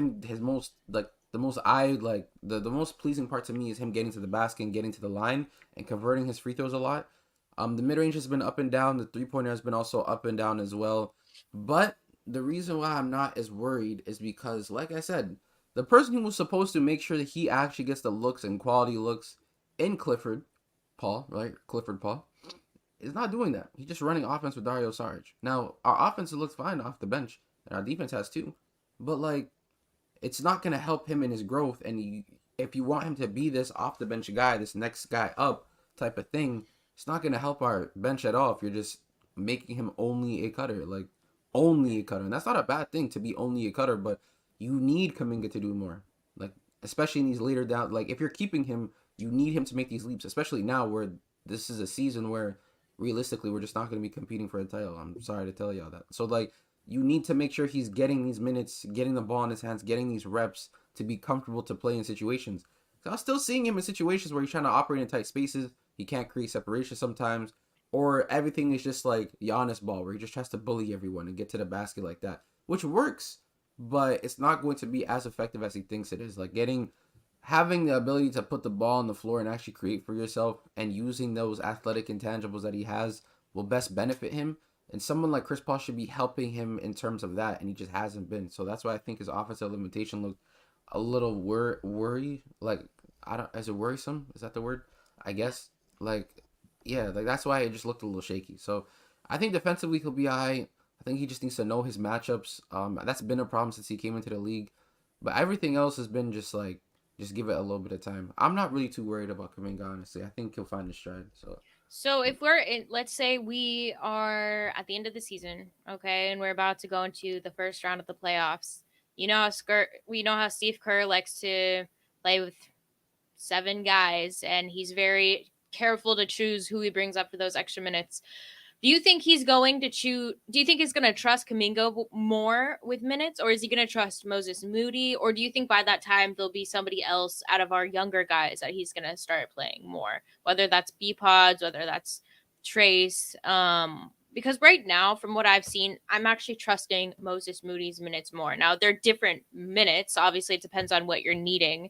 But I've seen a lot of growth in Moses Moody's IQ, his defense, his hustle versus JK. Like, he still seems younger as far as the game goes and kind of what he's picking up, but he's also, his physicality and just what he's capable of is so precious to our team because we just lack size, right? So, gifted out of those two, who are you thinking Steve's gonna trust a bit more? Well, he played Moody in the playoffs more than Kuminga last year. I think Moody has had a very solid start to the season, but I think the difference between Kuminga and Moody is while Moody might have the higher floor, I think Kuminga just gives you a bigger pop when he's good. And I think that it's going to be imperative that he gets Kuminga going because Kuminga is involved in a contract year and they have to see exactly like what they can get from Kuminga. So I want to say Kerr will start trusting Kuminga a lot more down the stretch, but I feel like Moody's floor is going to be what Kerr leans on more. Yep. Okay. I definitely agree. I think Kuminga's ceiling is a lot higher. I think what he can do for this team is just a lot higher as well. And it's a long season, so he can still show these tendencies. And who knows, his leap might be in January through April, or like he looked like a totally different player. His shot dial looks better. His shot making ability looks better as well. And I think honestly, they're both viable to play in playoff minutes. You need, like, I'll be honest with you, this is not a year where you bench Kuminga again because you're in desperate need of athleticism, especially at the 3 and 4 spot. Yeah. Where you lack foot speed, you lack jumping ability, you lack athleticism, you lack leaping ability. Like, you lack so many things from just an athleticism standpoint, from an athletic standpoint, that you can't, like, you cannot bench Kuminga. You just can't. You can't. Yeah. Neither guys like TJD, guys like B-Pods, these are all guys on the team who you're dependent on. You're relying upon them to actually make these leaps and be like standout guys to you, because if you play your cards right, you will have a bench lineup that is suitable to play playoff minutes, right? But these guys have to play. That's why I think like guys like CP3, even though I understand he's leading a lot of these offensive units, this is gonna sound crazy, but I don't need to see him on the floor as much. I want to see the younger guys on the floor. I want to see them make mistakes. I want to see them be able to play and get more comfortable in the NBA setting. Like, I want to see B-Pos be able to be the guy who's a scoring threat off the bench. A guy, Kuminga being a secondary to that. Moses Moody being able to be integrated as well. GP2, TJD, Dario Saric. Like, you have guys on the bench who are capable guys who are going to, like, be vital for you later down the line. Especially in situations where you might go up against a team like the Kings and you want to be able to have an athletic 5 out there who can do some versatility so that Malik Monk doesn't attack closeouts and get to the paint as easily. Guys like B-Pos to be able to attack some of these slow-footed defenders the Kings have, or like the Lakers as well. Like, there's things that you have on the team, there's pieces that you have on the teams that are just going to be able to help you regardless, and you're gonna have to play them. This is not a choice of I'm gonna bench this guy because this guy's playing well over the other. You're gonna need that guy as much as you need the next. Yep. So that's what I think. Yeah. Okay. So in that third quarter yesterday, where we obviously allowed them to go on a run and end up getting the win, KB, do you think there was do you remember what that lineup was? And Gifted too, and what was that lineup that allowed that? What I feel like I don't remember if he took out Wiggins when he was hot or if it was Steph. When this is something we see Steve Kerr do so commonly, where somebody's on a run, they take them out, and then the chemistry is just all off. But what do you guys think was the problem specifically with that lineup, and why did it allow Shea to start getting hot and go on that run? What can we do It was a Sarge differently? lineup, right? Yeah. At the five, but that was Chris It was Paul in there the too, right? non-Curry minutes. It was in the non-Curry minutes. Chris Paul was in there too. Yeah. And Chris Paul, this is he's so small and he is valuable to us. I do like him, but that's the lineup where we, for some reason, we're doing so well with early on. We were getting wins because of that lineup, and now it's just gone to trash. And I just don't know what changed. Why is it so much worse now? Was Looney at the right? 5 in those previous lineups, and now it's Dario? Because it was only 3 games ago where it was that Timberwolves game, right? Wasn't Dario playing the 5, and it was actually working tremendously against the Timberwolves versus it's matchup based, right? That's why. That's the reason. Because Cat's having guys like Cat and Rudy Gobert on the floor. I don't think McDaniels was even on the floor that game. So you're able to get away with a lot of these lineups that were more offensively slanted because there was it was a very good defense, but there was a lot of slow-footed bigs on the floor. So you can get away with some of these lineups. And even from a defensive standpoint, we were still getting killed on defense as well. I mean, the Timberwolves are one of the higher defensive teams, and also they're far bigger than I think OKC is. So yeah, but Cat was getting virtually anything he wanted. And then on top of that, SGA and Chet were also eating off of the fact that Sarge was on the floor, just mismatch hunting. These are guys who are just going to want to look for a mismatch. They find it, they like what they see, and they're going to continue to attack. That's the name of the game, right? So that's why that lineup looked the way it did. And when you have Sarge and CP3 on the floor, there's no need to mismatch hunt because 2 out of the 5 players on the floor have a mismatch for them. So that's what it is. That's all it is. Man. So what is that? What do we change that to? What is a better lineup? Anything but Dario at the 5. There's a reason I see the lineup right here.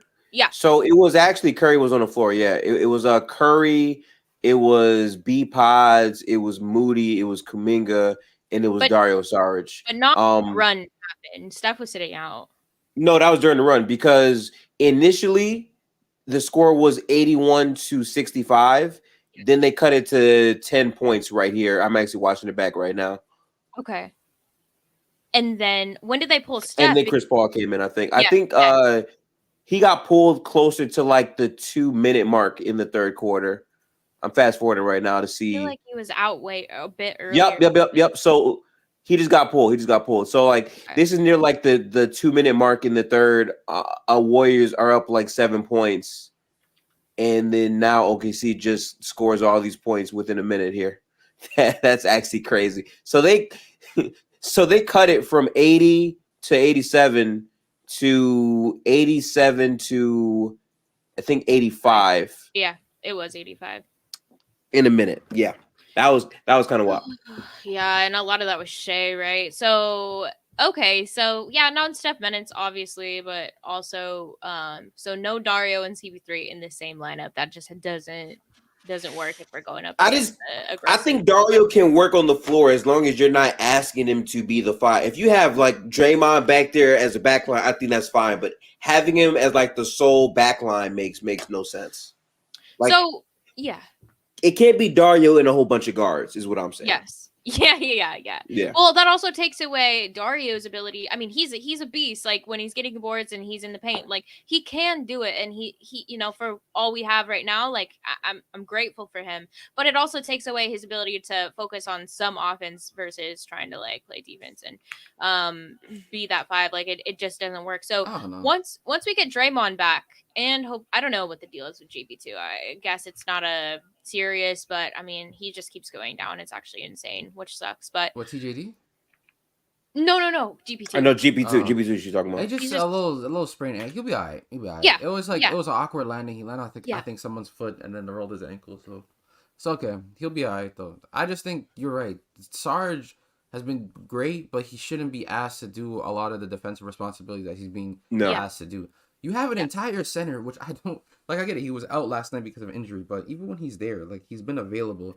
You have a whole center on the bench who literally has the ability I to know. cover a lot of what Dario lacks in, and you can play both of them on the floor together, and it would actually help your offense even more because Dario wouldn't have to. He could attack closeouts while having a lob threat at the dunker spot.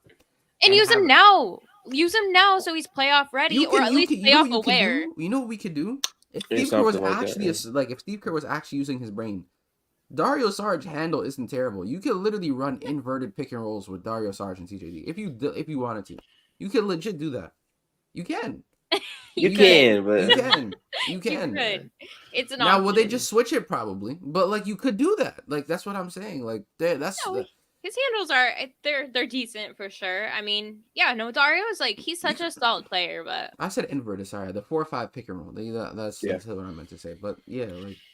Bro, it's just hard for me to take any of this serious when we have not had even 10 solid games of Draymond, Steph, Klay, Wiggins, and these guys all playing together. I just haven't seen enough. I still know that the ceiling of this team, regardless of what changes, is going to be capped unless the roster physically makes a trade for that guy that we're talking about. But the product will look much better if everyone's healthy. yeah. That's all I'm trying to say. Like we're overreacting to the highest degree. I mean, that's what we do. That's why like that's okay to do, of course. But I think that it's this losing streak that's why we're it's caused such an overreaction. Like losing 6 games is insane for us. Like that it's just unacceptable. It is what it is. But yeah, I think once everybody's back and if we're losing games, then maybe something will happen by the trade deadline. But we just kind of have to wait and see if things pan out and what it looks like. And hopefully, like you said, KB, like I want to see Trace more. I want to see B-Pods more. Steve's going to do his experimental stuff early on. Do it now. Like, let's see what we've got. Like, Brandon is super special. Like, he has so much potential. He can facilitate. He's so smart, too. He's quick. He's speedy. He'll drive. He just does everything. So I want to see that on a higher scale. Also, look at like Steph. You can see, I can always tell when Steph recognizes something in a player. And he seems to be working with Brandon and encouraging him. And so I want to see more of that. And like you said, our bench it's been good. Let's make it better. Let's keep up the growth and the progress there. But yeah, it's been interesting. So we'll see what happens. But I did want to ask you, moving away from the dubs, and you guys, you can send in super chats if you have anything specific on your team or on the Warriors if you want to roast or cook or whatever you want to do. Let us know. But I did see a graphic, and it showed. I can't remember what it was, but it was basically comparing Jason Tatum and Kevin Durant, who are both in the MVP conversation. The thing is, Kevin Durant's 35 and Jason Tatum's like 25. So quite a big age difference there. But what I wanted to ask, do you think that Kevin Durant, who is an ex-Warrior, he's been hooping, like you can't take that away from him. So I want to know, like, who do you think has more of a conversation, at least as of right now, for being in the MVP spot? Right now, between KD and Tatum, you said? Mm-hmm. It's probably Tatum right now based off the team success and how he's been playing. Not how they've been playing. I think KD's been playing better, but I think Tatum has more of a realistic chance to get it because of playoffs. I mean, not playoff, team success. So yeah, that's definitely my reasoning. KD's been hooping no matter. Tatum's 25, bro. I don't know what you're talking about. But... What? Not you. Some dude in Duke, I guess. I don't know. 27. I stopped reading chat. Gifted, bro. Smart. KD's what rim up? Pressure is back, bro. Like, you've been seeing it, right? Like the rim pressure is back, yeah. And the reason why I'm so gassed because the rim pressure and the pull up 3-point shooting might be back. And if those things are back, KD's back is some serious. He's a much better player. Yeah. He's not in these JT talks, I'm afraid. So do we make a trade for KD? Just kidding. Let's get it going, bro. Yo, KD, come home. Hey, I'm saying a little reunion. I say we go for it. That's the best second option you could pretty much have. Christ. I think we just need to make it happen and oh my God, go win a chip. Steph couldn't win again without KD, so we have to go get him again, even though we did. We did. I know, but twice. Not once, but twice. Oh man, that's hilarious. Just for niggas making fun of Steph already, but yeah, shout out KD though. He's definitely hooping. Shout out Tatum as well. Yeah. also hooping as well, man. You know what I'm saying? It's been a lot of great basketball outside of Dub's terrible start. You feel me? One thing that caught my eye is I don't know if we talked about it a lot on the show, man. Yeah. Tyrese Haliburton, bro. This I brother, mean, Haliburton is special. Yeah, special. This is very one special. special. This is one special brother, bro. The guy can score at all three levels. He's a great playmaker. He's averaging 24 and 15. That shit crazy. I think he's literally, in my opinion, he's like a top in terms of passing placement. Like being a great passer is one thing, but it's how you place the ball in the player's hands for him to catch it in stride or catch it in the motion to shoot or wherever. His passment placing skills, I have not seen from the guard position in quite some time. I'll be honest with you, in quite some time, bro. And the guy is just amazing, bro. Offensively, like he's just so sound. I think he plays today. I don't know who he plays, but I think he plays today. But yeah, man. I mean, they're first in the East too. Like they're surprising for sure. I mean, I don't see anything happening this season, but yeah, shout out. Wait, to they're Haliburton first in for the sure. East right now. No, fourth. Oh, fourth. I thought you said Yeah, first. fourth. They're I fourth. was about to say no way. Yeah, then, Yeah, no one's catching up to Boston. I got to be honest. I haven't really watched that many Pacers games. I watched like maybe 2 or 3. There's a couple teams this week that I'm going to really be diving in on watching their games back. But yeah, I'm sorry. From the box score perspective, I mean, 21 to 15 seems really crazy. Bro, Like that's insane. That's bro. nuts. I'm not gonna lie to you. I'm after today's stream, hopefully, yeah, I'm going to be streaming that game, bro. Like I think I'm actually going to be streaming a lot of these games today. Like a lot. Yeah. Yeah, and I want to low-key watch. I want to watch the Pacers game. I want to watch the Cleveland Cavaliers game, bro. If y'all want to pull up and watch, bro, playback.tv / KB's room or dub spaces. I don't know what it is, but it's one of those two. Yes, and also Gifted's as well. He has one as well. So make sure y'all pull up playback.tv / gifted. Gifted hoops. Gifted hoops. Yep. Yeah, gifted hoops. So make sure y'all And pull go up. Niners. That's all I have to say about that. There's Okay, so we much have another negativity in the chat. That shit is hilarious. Seeing how many negative comments. They're all like, that's just what they do. It's crazy, but we appreciate you guys, I guess. But here's another question: do we really need a center taller than 6'10"? And if so, who do we get? And this has been a topic of conversation every day, all the time. Size. Lauri So, Lauri Markkinen. Lauri Markkinen is our answer. I want to say I said this first last week, and I'm happy that people are You finally seeing the light in the vision. I agree with you to the jump. I think that's a great you and I were both Is it like true? more on Zach LaVine, but the more I looked at it, I was like, hell no. Nah, I thought Just the because- thing is initially when he said, I'm like, yeah, Lauri Markkinen is a great idea. The player of Zach, like a player like Zach LaVine would be great for this team as well. Just his contract is so bad. I don't know if I want that on my team. Well, You know? Mhm.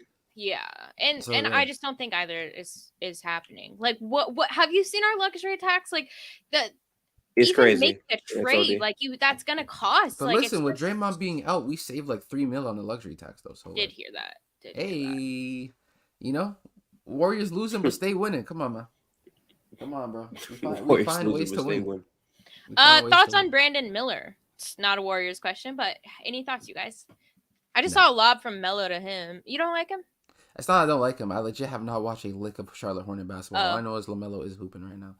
Like the honesty, we don't lie on the basketball we don't watch. Yeah, I have no idea what he's been like, or the good or bad things that have we. Hold on, before we segue out of all these other random teams, have we spoke about this Draymond suspension and everything, and like just what We happened actually with never Draymond? talked about that yet. No. Let's talk about it, bro. Let's talk Yeah. about it, bro. I want to start off with Haley. Haley, what are your thoughts on Draymond putting guys in full Nelsons and screaming, getting ejected? The start of the season, like, give us your thoughts. Like I've said, I think the league is soft. I understand it's based on, he's a repeat offender. So I've heard every argument on every side. I just think that if you're gonna punish per action, do it accordingly, do it across the board. And I think Rudy Gobert getting away with a slap on the wrist, as he always does, even though he punched his teammate on live TV last season, calling him, saying he's not a repeat offender, even though Rudy Gobert has been in several incidents. it is what it is. But Draymond's done this to himself, so like it's frustrating, but it's the same thing. This is who Draymond is. So people cry about it, people who get clout off of this, people who go on and on about Draymond's a menace, he should be go to jail. Like, what are you talking about? You love this shit. Like, you love this shit. Don't pretend like you don't.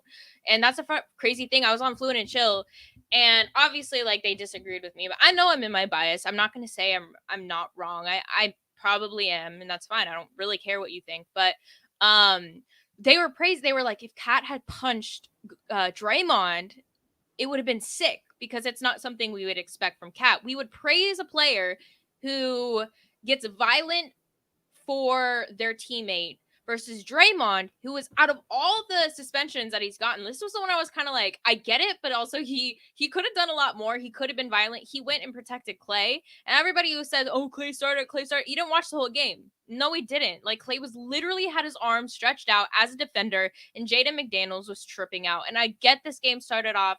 There was a lot of beef. Like, there was a lot of, it is what it is. I don't really care anymore. We've talked about it so much that it's like Draymond suspended. It's going to be detrimental to these next few games. It is what it is. But it's just like, this is life. This is Draymond. So who cares? Who cares? Hey, man. Go ahead, bro. Welcome to the and last thing is, like, Draymond's the only fighter on our team. Steph is not going to go up and punch you. Wiggins is not going to go up and punch you. Klay's not going to go up and punch you. Looney's docile. We have a docile team as far as, like, those type of situations. So Draymond being the one guy that is our dirty work guy that's going to come in and he's going to be that protector, cry about it, because we need that. And I'm not going to, like, jump out. I'm not out on Draymond because this is how he acts. I mean, it's annoying, but it is what it is. So go ahead, give the X Blade. That's funny. So where I'm at with this is Draymond stood on business, but what he did was very stupid, very dumb. Deserved to get ejected from the game. That's fair. I thought that this suspension was definitely going to come because they don't like people being this physical anymore in this current version of the league. My thing about it is that from the other physical accounts that we've seen other players do, like, for instance, the Serge Ibaka versus, I think, Marquise Chris altercation where they both got 3 games. This was probably a offense for Draymond that could have warranted 3 games, but because he's Draymond and he's been a repeat offender with the technicals and all the other things, they factored that into their ruling to make it 5 games. I don't like the fact that it's 5 games, but I understand why it's 5 games, and it made sense considering what their criteria was. Do I think Draymond should have did what he did? No, but what he did sparked the team in a big way, and we almost won that game off that. Like, they really got the team going again. If Chris Paul doesn't turn it into Ben Simmons in the fourth quarter, where he's jumping up in the air trying to make a behind the back pass, which Anthony Edwards picks off and scores on, we probably win that game without Draymond, Steph, or Klay, which would have been crazy, but unfortunately it didn't happen. So, I mean, I'm not here to really complain too much about it. It just, ultimately is what it is. That's where I'm at with it. Well, listen, man. If y'all know me, I love Draymond. You know what I'm saying? Shout out Dre. That's my guy, number 23, man. I was so pleased when he put that punk ass nigga Rudy Gobert in a full Nelson. I said you're lying if you didn't love it. If you say you didn't, not too much of Rudy Gobert, not too much of Rudy though. Not too much of Rudy. Not too much of Rudy though. That loser. Why? That French toast nigga in France, Rudy Gobert. Absolutely a winner, yeah. Gobert? Hey, how's Gobert not a winner? That's a different What has conversation. Gobert done in his career besides win fraudulent defensive player of the years? Fraudulent. Because there weren't fraudulent. Oh yeah, you don't know ball if you say it fraudulent. Respectfully, because they were not fraudulent. You like a couple Gobert? of them were questionable. Bro, you cannot be a Warriors fan and fuck with Gobert. There's absolutely. I definitely can. I actually wanted Gobert on this team at one point. I don't feel bad about saying any of that. Okay, so listen, we're getting derailed from this conversation. I'm not gonna oh my god. Back to the Draymond full Nelson, right? Like, I don't know how it to this day, I don't know how it really started. Like, Klay and McDaniels getting into it. I don't know why. That's such a weird Klay getting into it with McDaniels doesn't even sound right, and McDaniels getting to Klay doesn't sound right neither. And they just got into it, started ripping jerseys and whatever. Yeah. I don't think they should have. Both of them shouldn't have. Both of it should have just been a double T. Let's move on from this weird whatever. Rudy Gobert had Klay in like a chokehold. I don't know if you guys missed that, but like he legit had Klay in a chokehold. That's why Draymond went and put Rudy Gobert in a chokehold. He was only pulling him away from his teammate. That's what Draymond Gobert Klay, lovers like. Don't they say that? Klay was literally getting pulled and pushed from Gobert, and that's why Draymond swooped in and put that nigga in a full Nelson. Now there could have been some possible feelings towards it. Yeah, for sure, 100%. The guy robbed him out of a. I think he thinks that guy robbed him out of a defensive player of the year. I think was it 2018. That's not what the beef is. No, I don't think. No. But there was a year that the Draymond thought he should have part of it. That's a part of it. Yeah. And then they just obviously didn't like each other as well. But I just think that like it was fine. If Draymond gets ejected from that game because of that, I'm cool with that, right? I'm fine with Rudy that. Gobert in a full Nelson. You made him look helpless and lifeless. I'm cool with that. I have pictures on my phone of him literally just squealing like this, like and looked absolutely helpless. And I was pleased. Sorry. I was pleased, bro. That was I the was funniest thing I've ever So, seen. Like that's gonna go down. I'm so sorry. The memes that came. Look, No, I'm it a means fighter. I've Nah, done the memes- mixed martial arts memes my would be going entire crazy. life. Like that's my sport is mixed martial arts. So I like. Oh, okay. I'm sorry. If we're really going, like, I understand the Draymond aspect. Like I was dirty. Like we need to move, like for sure. But you're gonna tell me a 7-foot player is just gonna dangle and there's nothing that he could possibly do? No, that's because Gobert is literally. I'm not gonna say it, but what you had know me what dying? What had me dying is because he said, well, Draymond could have choked me hard enough to put me to sleep, but he legit couldn't get out of it, which is the funniest thing ever because he was flailing his arms. That shit was He literally hilarious. falls to bro. the Tapping ground like a drama shoulders. queen, and then the refs all help him get up, and then he looks back and he's just fine talking trash. Like he's not out of breath whatsoever. I'm like, so which is it? Pick a side because Rudy never but bring up Dino Murray said Rudy never put his hands on Klay. Y'all some delusional we've mother got effers. receipts. Bro, y'all be overusing that word delusional, bro. We don't even like. Am I the only All the person way- who saw there's literally a visual No, like I a have the visual. photos too.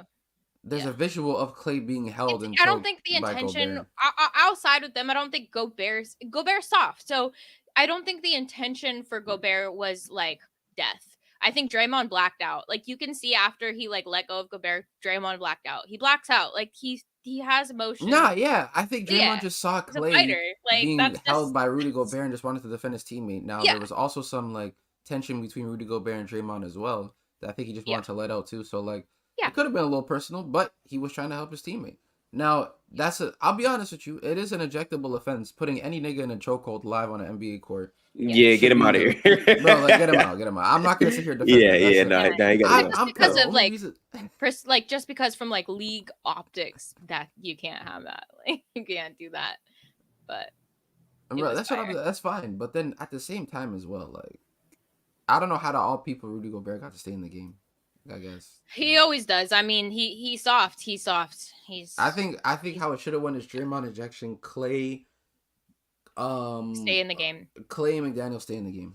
Double team. I think Draymond and Daniel should have been both ejected, and that should have been the end. And Draymond should have Nah. gotten the Nah, decision, but I think McDaniels that should have been ejected. McDaniel's I think carrying. yeah, Why did McDaniels should Klay? stay in the Then why game. did Klay walk out with zero? Why did Klay walk out with a completely ripped jersey? And if you watch that whole sequence, what did McDaniel's walk away with? Because nothing. Because he wasn't the one absolutely swinging. I don't know how like, it even why does no started. one Like, talk they were about just that? they were grabbing and pulling each other's jerseys, which to me I don't know why. Again, like I just don't know where this came from at all, which is so random. And then I see Draymond literally just like swoop in like this, and he just put that nigga in a chokehold. Like, bro, it happened so fast, bro. Yeah. Like I don't know. It was very funny though. Yeah, No, it was hilarious. yeah, it Yo, was crazy. seeing Rudy Gobert go, and he Yeah. couldn't do it. Hey, Yo. that like, oh man, I just yeah. And then Draymond like screaming to the crowd, yeah, as he gets ejected. It was Draymond's so- crazy. Like Draymond's a crazy dude. And there's no excuse for. I guess I think there's an excuse if it's Rudy Gobert. But People are other telling than me that, like, Klay you started can't it. do Where that. did Klay start it? I don't want to talk about it because there's this delusion. These are the thing is like the media is so controlled by hate for Draymond because every single one of these teams have been screwed by a dirty Draymond play. So their hate has just built up. They will not see anything other than like Draymond is in the wrong, and that's okay. It is what it is. But Draymond is in the wrong, though. I'm not gonna say no. Yeah. He's 100% wrong. But No, saying, like, I'll never say. I'm not saying Draymond's But- in the right. I'm just happy Yeah. that he did what he did. That's Yeah. it. That's all it is. Exactly. That's all it where is. I'm at. I'm Yeah, happy he yeah. did what he did. Put that punk, that loser in a full Nelson. Go but you ahead. have to suffer the consequences, and unfortunately, and this is where we get is with Draymond's emotional, kind of like what he chooses to do. Then the rest of the team suffers from those consequences, and that's just kind of where it gets hard. Like, yeah, the moment was funny, and it was cool to see the team rise up, but to now have that absence, it's going to be painful, you know. And I thought the 5 games was a bit OD though. I didn't think he was gonna be a 5-gamer. some people thought Jay said he thought 10 games would have been fair. For a full Nelson, nah.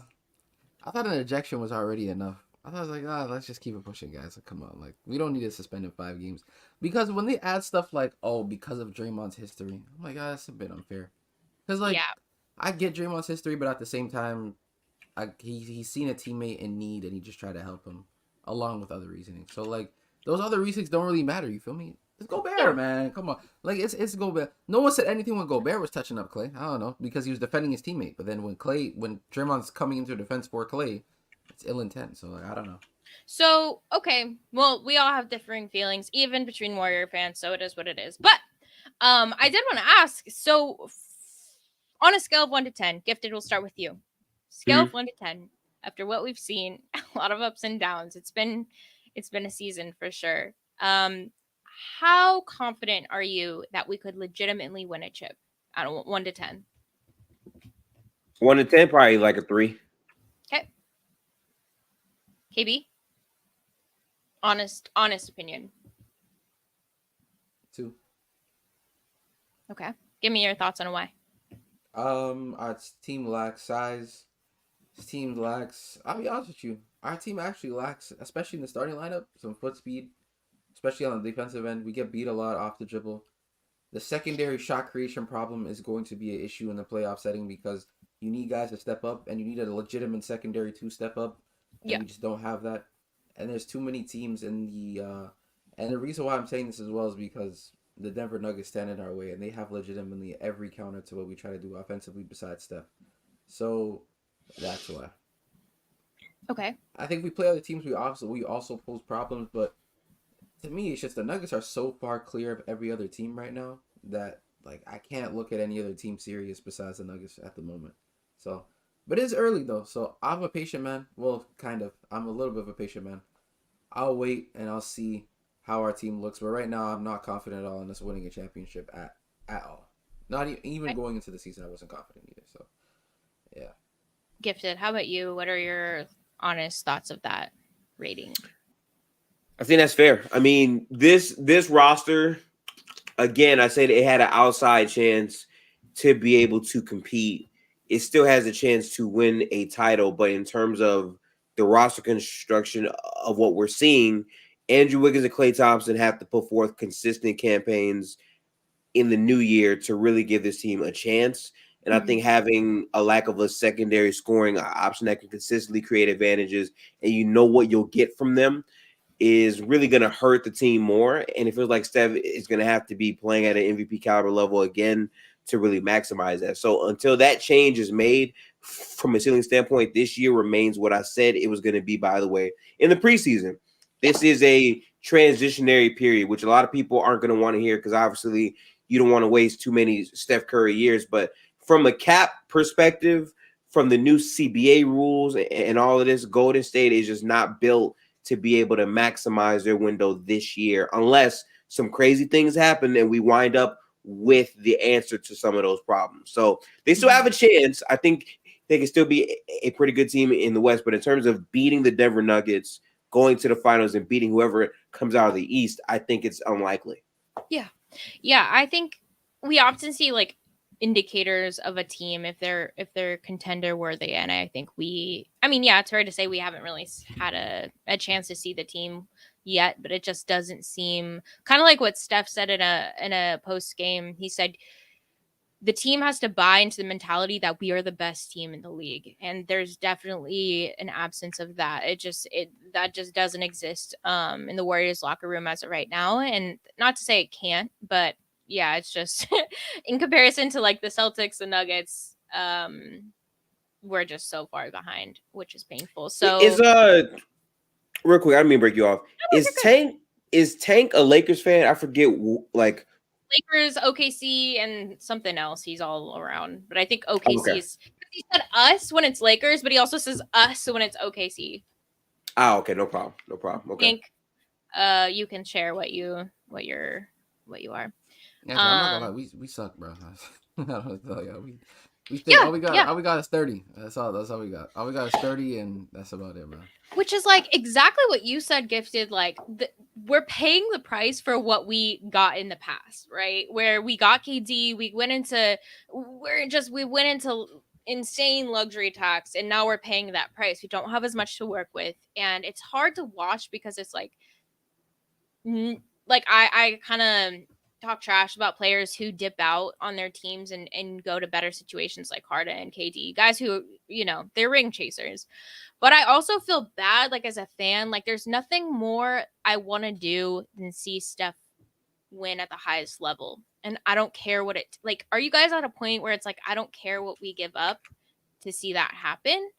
And do you think the front office views that the same? Because like we have a new GM in Mike Dunleavy, who I think his job, and he was brought in to build the future of this team versus I don't care what happens to the future. I just want to see Steph's good years used right and well, because we might not ever win a chip after this, Steph is our only hope to possibly win another chip. So it's like, what do we do? Yeah. Go ahead, Gibson. I'm gonna let you. Yeah, it's just not registering for me, I guess, because I came to the season with these expectations.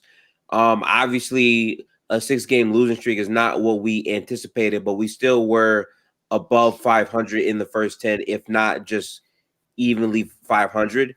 We just have to, rebound from this tough stretch. But in terms of like maximizing the ceiling for this team, a big part of our offseason projections were expecting Andrew Wiggins to be playing at a certain level. For Klay, I said, listen, he's going to probably have 2 or 3 months to start where he's going to look like shit.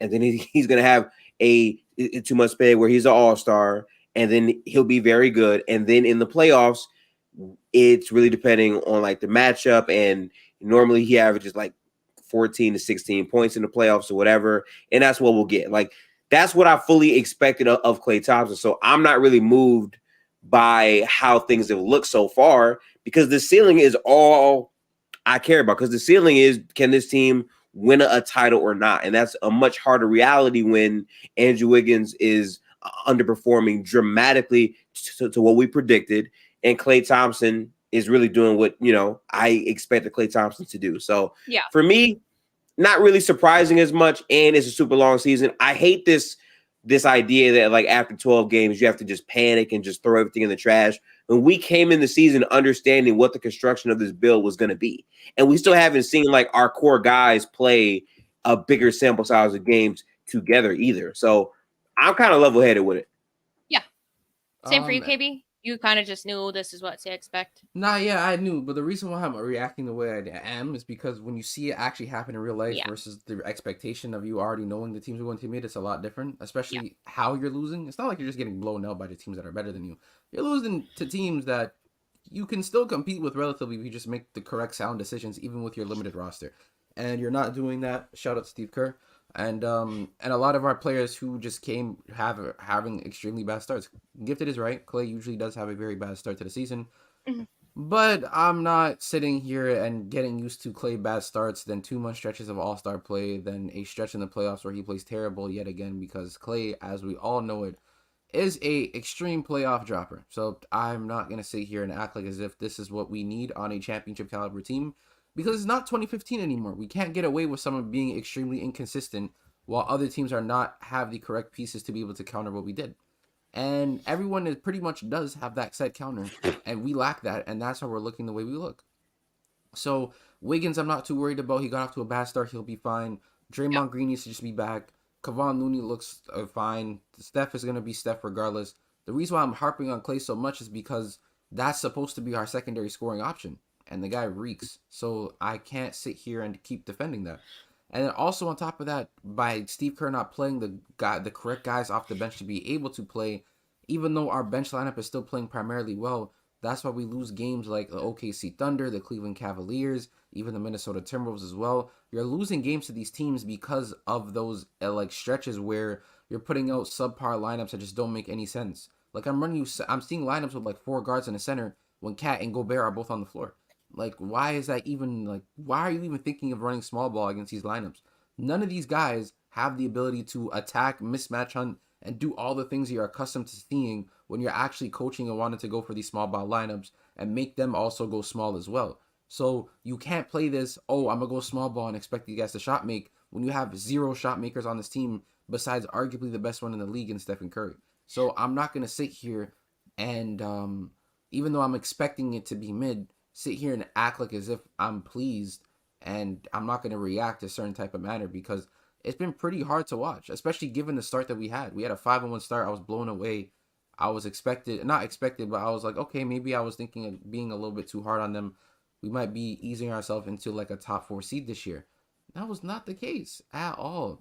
Now it's still, like I said, it is early. It's going to be a long season, so you don't want to overreact too much, but I'm seeing too many indications of the same problems that we've been having over the last 3 years for us to just not fix it. And I don't care how many more small quote-unquote sample sizes we need and how patient we have to be. Things need to change. That starts with number 11. So that's pretty much it for me. I hear you, KB, because I wouldn't say 3 years from. I mean, yeah, I guess, but like especially like it feels like we're living through deja vu of last season. Like it's the exact same situation, the same issues, and I mean, I think I'm okay being like, yeah, this is not a championship contending team by any chance. But something you said that was interesting. You said we can't play small ball, especially against teams like the Cavs and OKC, which obviously we've already seen multiple times, even this season. Is there a bigger lineup that you've seen be productive? Because there isn't one that I've seen from our team that actually looks like it could hold up consistently against some of those teams that you listed. Do we have to go out and find somebody, or do we need to try a different lineup that we maybe haven't tried and get that lineup to work well when we match up with teams that are, bigger and good defensively like the Cavs? I'm saying, like guys like TJD have to play more. Yeah. Like Looney, we're obviously in comparison to those other teams, we're just undersized, right? Yeah. But we have some level of size you're just not playing. Like there's guys who are playing in positions they just should not be playing yet. Like Kuminga always playing at the 4 is just always strange to me. Like I want to see him at that 3 spot a lot more. Like I don't want to see him playing the small 4 every single time. I don't want to see Dario Saric play. Like they're always, I don't know what it is with Steve Kerr. The guys who are on their team are always playing their secondary position. They're never playing their primary position. Dario Saric is not a primary 5. He is a secondary 5. I don't know why you continuously put out lineups where he keeps playing 5 when he shouldn't be. I understand you're getting a lot out of him offensively, but you could probably get more if you paired him with a suitable center, which you signed a 4-year extended contract when he came into this league already. So clearly you have some hopes for. Play him. There's no reason why you're giving him 2 years of guaranteed play and you're not going to play him.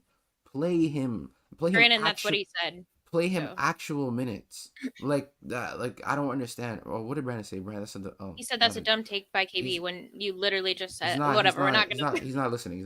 So yeah. That's, yeah, we knew that by now. So that's my problem. Like, see the CP3 led lineups. I think a lineup that's composed of CP3. No. Let me stop. I don't even want the CP3 in this lineup. I'm being honest with you. Okay, we got 1 minute, so real quick. B-Pods, Moody, Kuminga, Saric, TJD. That is a very suitable backup 5, I think, in my opinion. I don't think there's enough veteran. Yeah, see, I just don't care about that. I just okay. That you said you just go for it. Let's just go with run it. I don't care about the veteran lead. He can be vocal off the bench. He doesn't need to be on the court. Like what veteran leadership in that movie? No, he can be Udonis Haslem in the corner, bro. He doesn't have to be on the floor, man. Like I'm sorry, like that's pissing me off. Guys need to play. They don't need to be coached through on the floor, man. Like this isn't. Yeah.